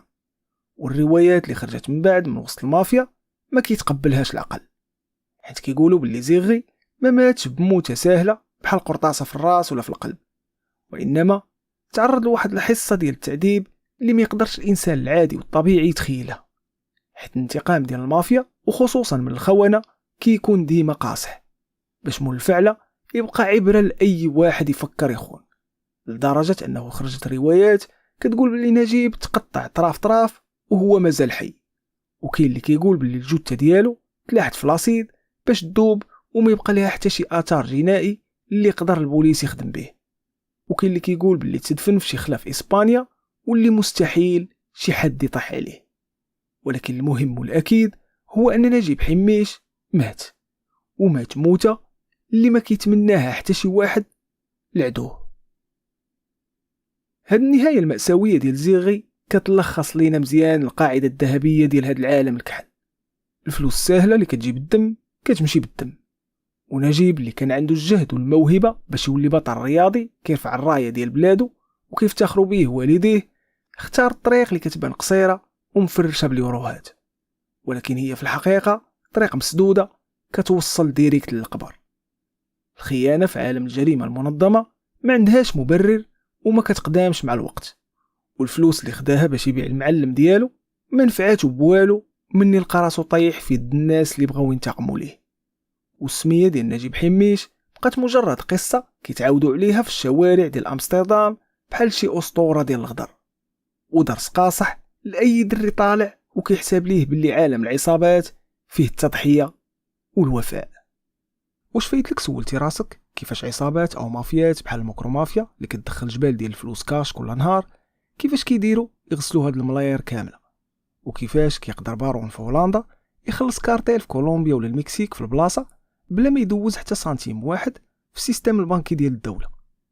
الجواب كنظن غادي يصدمك، حيت كاع دوك المافيات الخطيره اللي كتهز السلاح وكتصفي الحسابات في الزناقي كانوا كيحطوا السوارد ديال الملايير ديالهم في يد واحد السيد اللي عمرو مضرب قرطاسه وحده على شي واحد. هذا الراجل اللي كان عايش في الظل وما كيبانش في الصوره نهائيا، ومن اليونان اللي كان عايش فيها بحال شي ملك كيحرك اكثر من 20 مليون اورو كاش في النهار لواحد عايش وسط هولندا. هذا الشخص اللي جينا ندوي عليه اليوم هو ثاناس باكو، العقل المدبر واخطر بنك سري داز في التاريخ ديال اوروبا.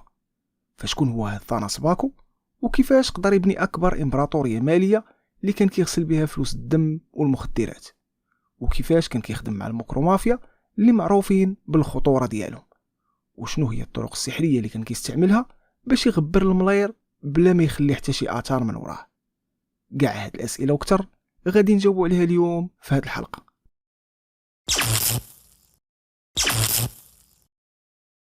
باش نفهموا مزيان القصه ديال ثاناس باكو خصنا بعدا نفهموا كيفاش كتفكر العصابات. المكرومافيا وغيرها من الكارتيلات ديال المخدرات في اوروبا ملي كيبيعوا الكوكايين كيشدوا الفلوس كاش، يعني وراق ديال 50 و100 و200 اورو. هاد الفلوس كاش كتشكل واحد الخطر كبير على العصابه اللي ما يقدروش يمشيو يحطوها في البنك بحال اي مواطن عادي، حيت البنكه غادا تسولهم منين جبتوا هاد الملاير وغادا تبلغ عليهم البوليس في البلاصه. زيد عليها ان هاد الكاش كياخد مساحه كبيره وصعيب يتخبى، وخصهم يصيفطوه لدوك الكارتيلات اللي في كولومبيا والمكسيك وغيرهم باش يخلصوهم في السلعه اللي جابوا.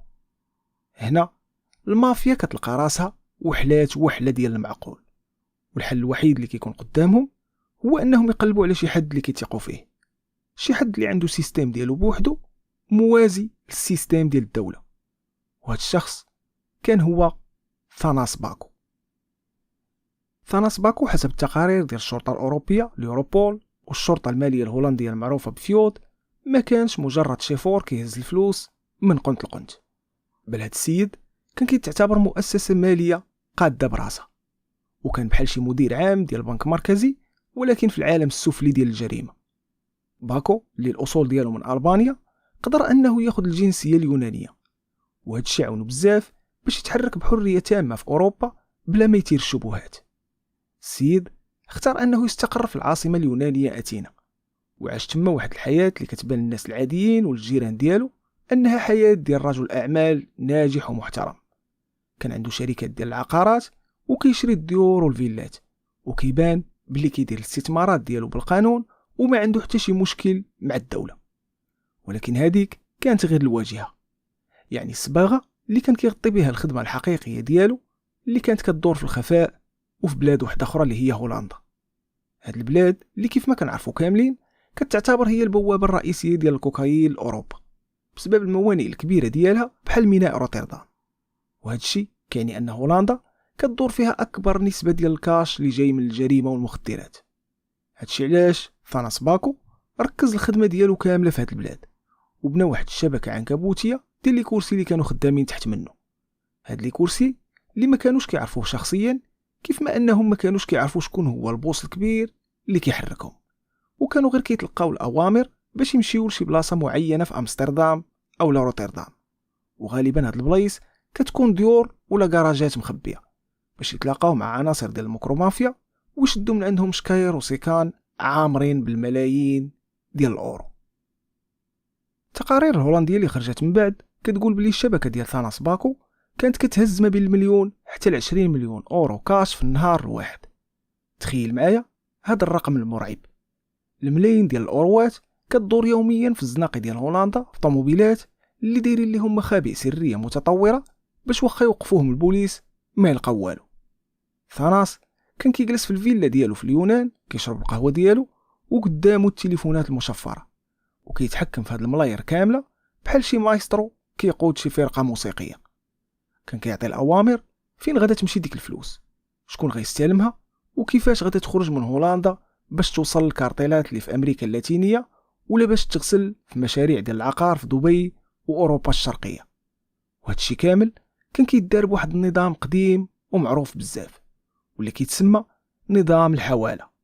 هذا النظام ديال الحواله هو السر الكبير اللي خلى ثاناس باكو ينجح ويولي هو الرقم واحد عند المكرومافيا، حيت هذا النظام ما كيعتمدش على تحويل الفلوس عن طريق الابناك، وانما كيعتمد على الثقه التامه ما بين السمساره اللي كيكونوا مفرقين في دول العالم. يعني المافيا كتعطي الكاش للشبكه ديال باكو في هولندا، وباكو كيتواصل مع شي سمسار اخر ديالو في كولومبيا او المكسيك او اي بلاصه في العالم وكيقول ليه خلص الكارتيل اللي تما. وهذا الشيء كيدار بلا ما تتحرك حتى شي ورقه ديال الاورو من بلاصتها عبر الحدود. يعني الفلوس كتبقى في هولندا والكارتيل كيتخلص في بلادو، والبوليس ما كيلقى ما يراقب حيت السيستم البنكي العادي ما دازت منه حتى شي حاجه.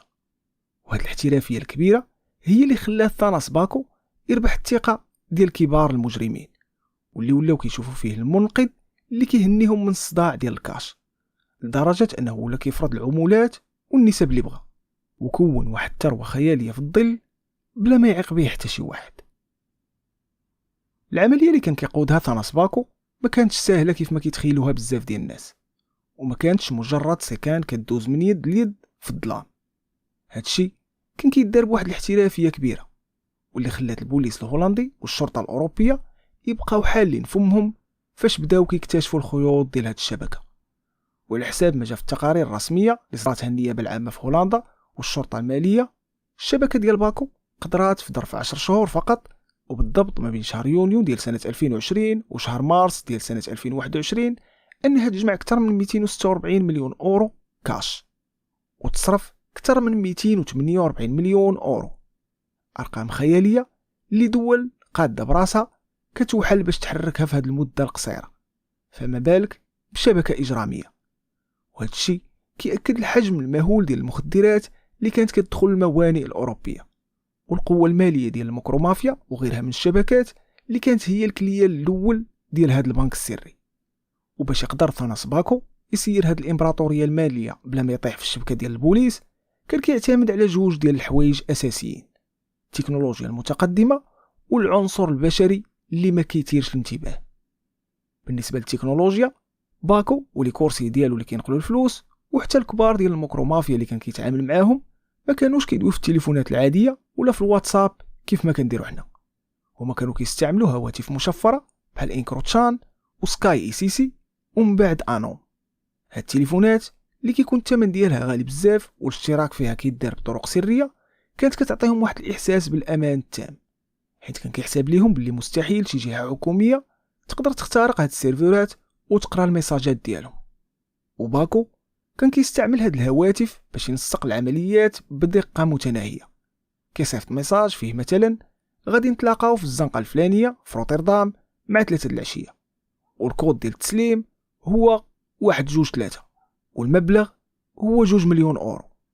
هادشي كله كيدار بلا ما يجبدوا الاسماء الحقيقيه ديال شي حد، حيت كلشي كان خدام باسماء مستعاره اللي كتبدل كل مره.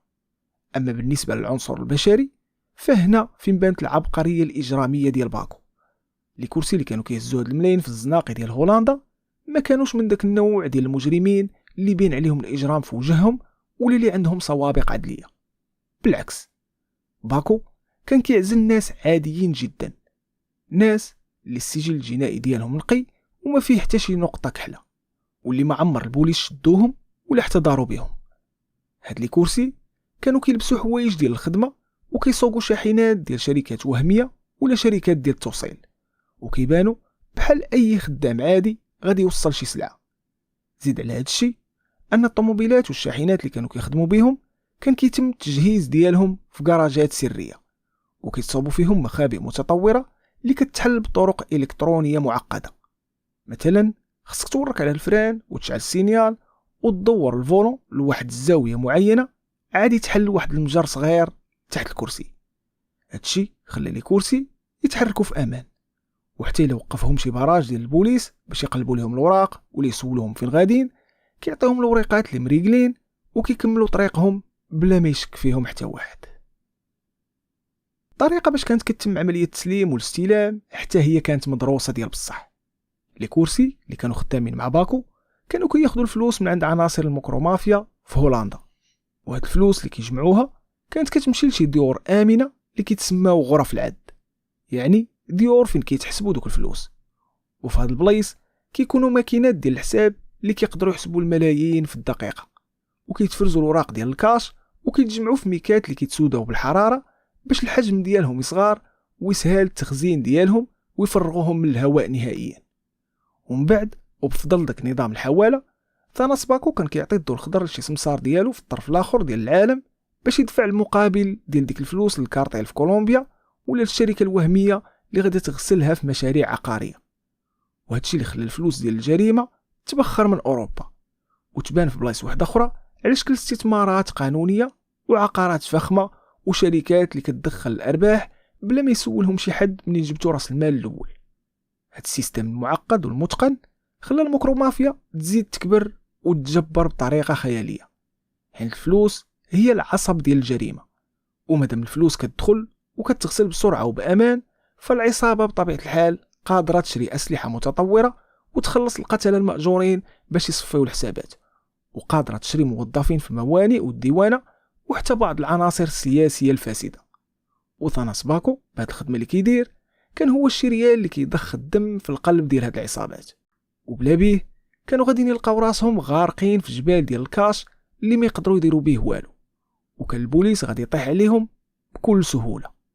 وكيف ما اكدت اليوروبول في البلاغات ديالها، الابناك السريه بحال هذيك اللي كان كيسيرها باكو ولات كتشكل الخطر الاكبر على الامن في اوروبا، حيت هي اللي كتخلي الجريمه المنظمه تستمر وتوسع في السكات.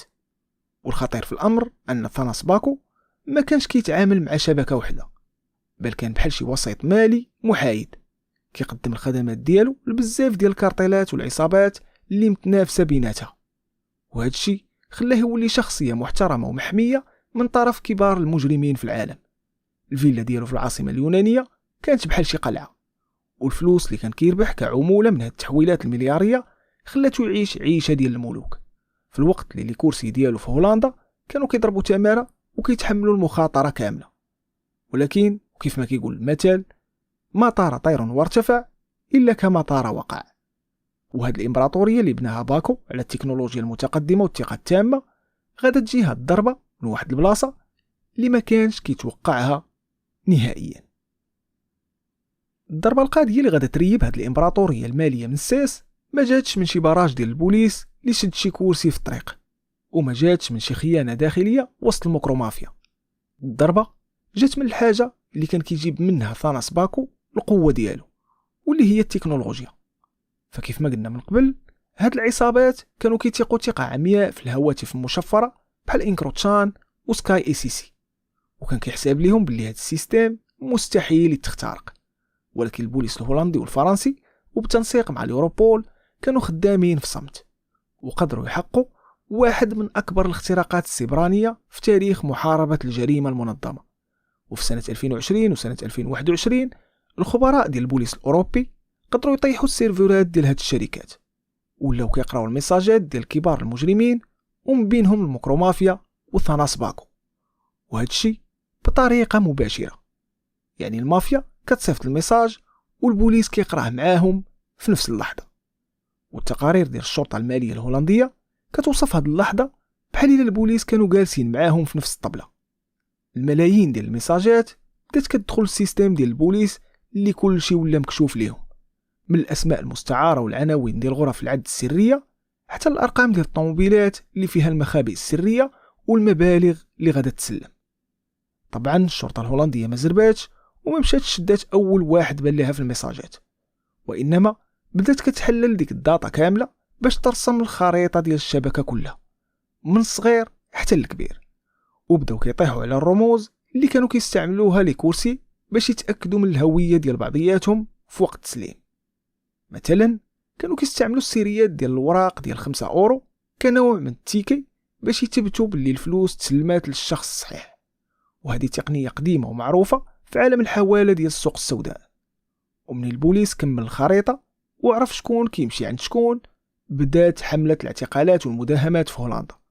وبالليل ونهار البوليس الهولندي بدا كيداهم الكراجات والديور اللي كانوا كيستعملوها لي كورسي ديال ثاناس باكو، دوك الديور اللي لقاو فيهم ماكينة الحساب وميكات مسدودين عامرين بعشرات الملايين ديال الأورو. ومن بعد تشدوا لي كورسي اللي كانوا كيسوقوا الشاحنات وتحجزوا الطوموبيلات اللي كانت مجهزة باش تخبي السلعة والفلوس. وفي هاد الظروف المكرومافيا لقات راسها كتخسر الملاير في رمشة عين، والكاش اللي كان خصو يتغسل ووصل للكارطيلات في أمريكا اللاتينية تبخر ومشى للدولة الهولندية. ولكن وخا هاد الاعتقالات كاملة اللي طاحوا فيها لي كورسي في هولندا، الشرطة المالية تما كانت عارفة باللي هادو اللي شدات غير الحوت الصغير، وأن القرش اللي كيحرك هاد الماكينة كاملة جالس في شي بلاصة بعيدة برا الحدود ديال الدولة. المحققين الهولنديين بقاو متبعين الخيوط الرقمية وكيحلوا الميساجات اللي جات من هواتف سكاي اي سي سي حتى قدروا يحدوا البلاصة منين كانت كتخرج الأوامر. والمفاجأة كانت كبيرة مني لقاو أن هاد البنك السري اللي دوخ أوروبا ما كاينش في كولومبيا وما كاينش في دبي، وإنما جالس في العاصمة اليونانية أثينا وعيش الحياة ديالو بالطول وبالعرض. هنا السلطات الهولندية طلبت التدخل العاجل ديال اليوروبول، واللي بدورها نسقات مع الشرطة اليونانية، والهدف كان واضح وهو ثاناس باكو، الرأس المدبر ديال أكبر شبكة لغسيل الأموال دازت في تاريخ هولندا. هنا الشرطة اليونانية بدات كتراقب التحركات ديال ثاناس باكو في صمت. السيد كان عايش في منطقة كليفادا واللي كتعتبر من أرقى المناطق في أثينا، وكيسكنوا فيها غير المليونيرات والناس الهاي كلاس، وكان كيبان مواطن صالح كيلبس مزيان كيركب طوموبيلات واعرين وكيتعامل مع الناس باحترام. ولكن البوليس كان عارف باللي هاد الواجهة كتخبي وراها ملاير ديال الإجرام والمخدرات، والمراقبة استمرت الأسابيع باش يتأكدوا من الروتين ديالو وباش يعرفوا البلايص اللي كيخبي فيها التليفونات المشفرة والوثائق اللي كدينو. ونهار 31 ماي من سنة 2023 غادا تسالي القصة والأسطورة ديال هاد المجرم الخطير بمرة. البوليس اليوناني وبتنسيق مباشر ومحكم مع السلطات الهولندية واليوروبول اعطاو الضوء الأخضر للقوات الخاصة باش يقتحموا الفيلا ديال ثاناس في منطقة كليفادا. الاقتحام ما كانش عادي، حيت البوليس كانوا ضاربين الحساب لكل شيء، وكانوا خايفين يلقاو شي مقاومة مسلحة ولا يلقاو السيد هرب ولا دمر الأدلة والتليفونات. ولكن من يطوقوا الفيلا من كاع الجويه ودخلوا عليه على غفلة، باكو لقى راسو محاصر وما قدر يدير حتى شي حركة وتشل في البلاصة. والتقارير الرسمية ديال اليوروبول والشرطة اليونانية اللي خرجت للصحافة من بعد هاد العملية بينات حجم الثروة الخيالية اللي كان عايش فيها هاد السيد على ظهر العصابات.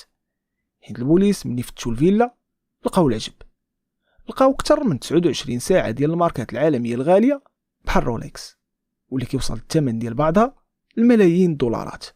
لقاو فلوس كاش مفرقة بعملات مختلفة، والأهم من هادشي كامل هو أنهم لقاو التليفونات المشفرة والبيسيات والوثائق اللي كدين ثاناس ديال المعقول، واللي مسجل فيها كاع دوك التحويلات المالية والحوالات اللي دارها الموكرومافيا والكارتيلات.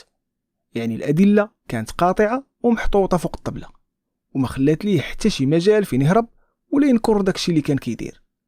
ومن بعد الاعتقال ديال باكو في أثينا، السلطات الهولندية ما ضيعتش الوقت وطلبات التسليم ديالو بالزربة. وبما أن القضية فيها أدلة ثابتة وجرائم عابرة للقارات، القضاء اليوناني وافق مباشرة وتصيفط ثاناس باكو لهولندا تحت حراسة أمنية مشددة باش يتحاكم تما قدام القضاء الهولندي. والنيابة العامة الهولندية وجهت ليه تهم ثقيلة بزاف، واللي كان على رأسها غسيل الأموال لصالح الجريمة المنظمة وقيادة منظمة إجرامية خطيرة. هاد التهم اللي كتعني في القانون الهولندي أن السيد يقدر يكمل حياته في الحبس. هاد الطيحة ديال ثاناس باكو ما كانتش غير طيحة ديال مجرم عادي تشدو صافي، بل كانت بحال شي زلزال اللي ضرب العالم ديال الموكرومافيا والكارتيلات الكبيرة في أوروبا كاملة. هاد العصابات اللي كانت مولفة كتدخل وتخرج الفلوس بلا ما يعاق بها حد، لقات راسها فجأة عريانة من الناحية المالية، وواقفة بوحدها بلا داك السيستم السري اللي كان كيحميهم وكيغسل ليهم الفلوس.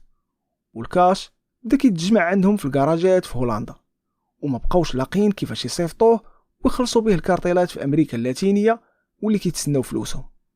وهذا الشيء خلق لهم أزمة كبيرة ديال الثقة بيناتهم، حيت البارونات الكبار فاش ما كيتخلصوش في السلعة ديالهم كيبدا الشك، ومن ورا الشك كيبداو التصفيات والاغتيالات في الزناقي.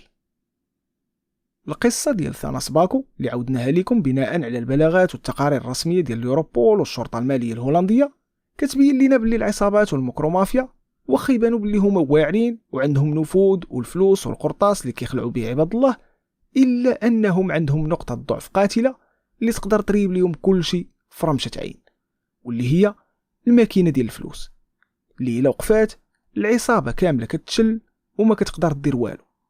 وثاناس باكو اللي كان كيحسب ليه راسو ذكي بزاف وأنه غادي يبقى ديما بعيد على العينين وعايش حياة ديال المليونيرات في اليونان ومخبي ورا التكنولوجيا المشفرة، نسى أو تناسى بلي ديك التكنولوجيا اللي حماتو وعاوناتو يبني الإمبراطورية ديالو تقدر تقلب عليه في الأخر وتولي هي السبب اللي غادي يفتحو قدام العدالة. ما تنساش تشوف هاد الحلقات اللي خليت ليك، حيت أنا متأكد باللي غادي يعجبوك. هنا كتكون الحلقة ديالنا سالات. ما تنساش اشتراك في القناة وتفعيل الجرس باش توصل بإشعارات الحلقات الجديدة. ولكن كيعجبك بحال هذا المحتوى ما تنساش لايك. كان معكم محمد من قناة مجال. السلام عليكم.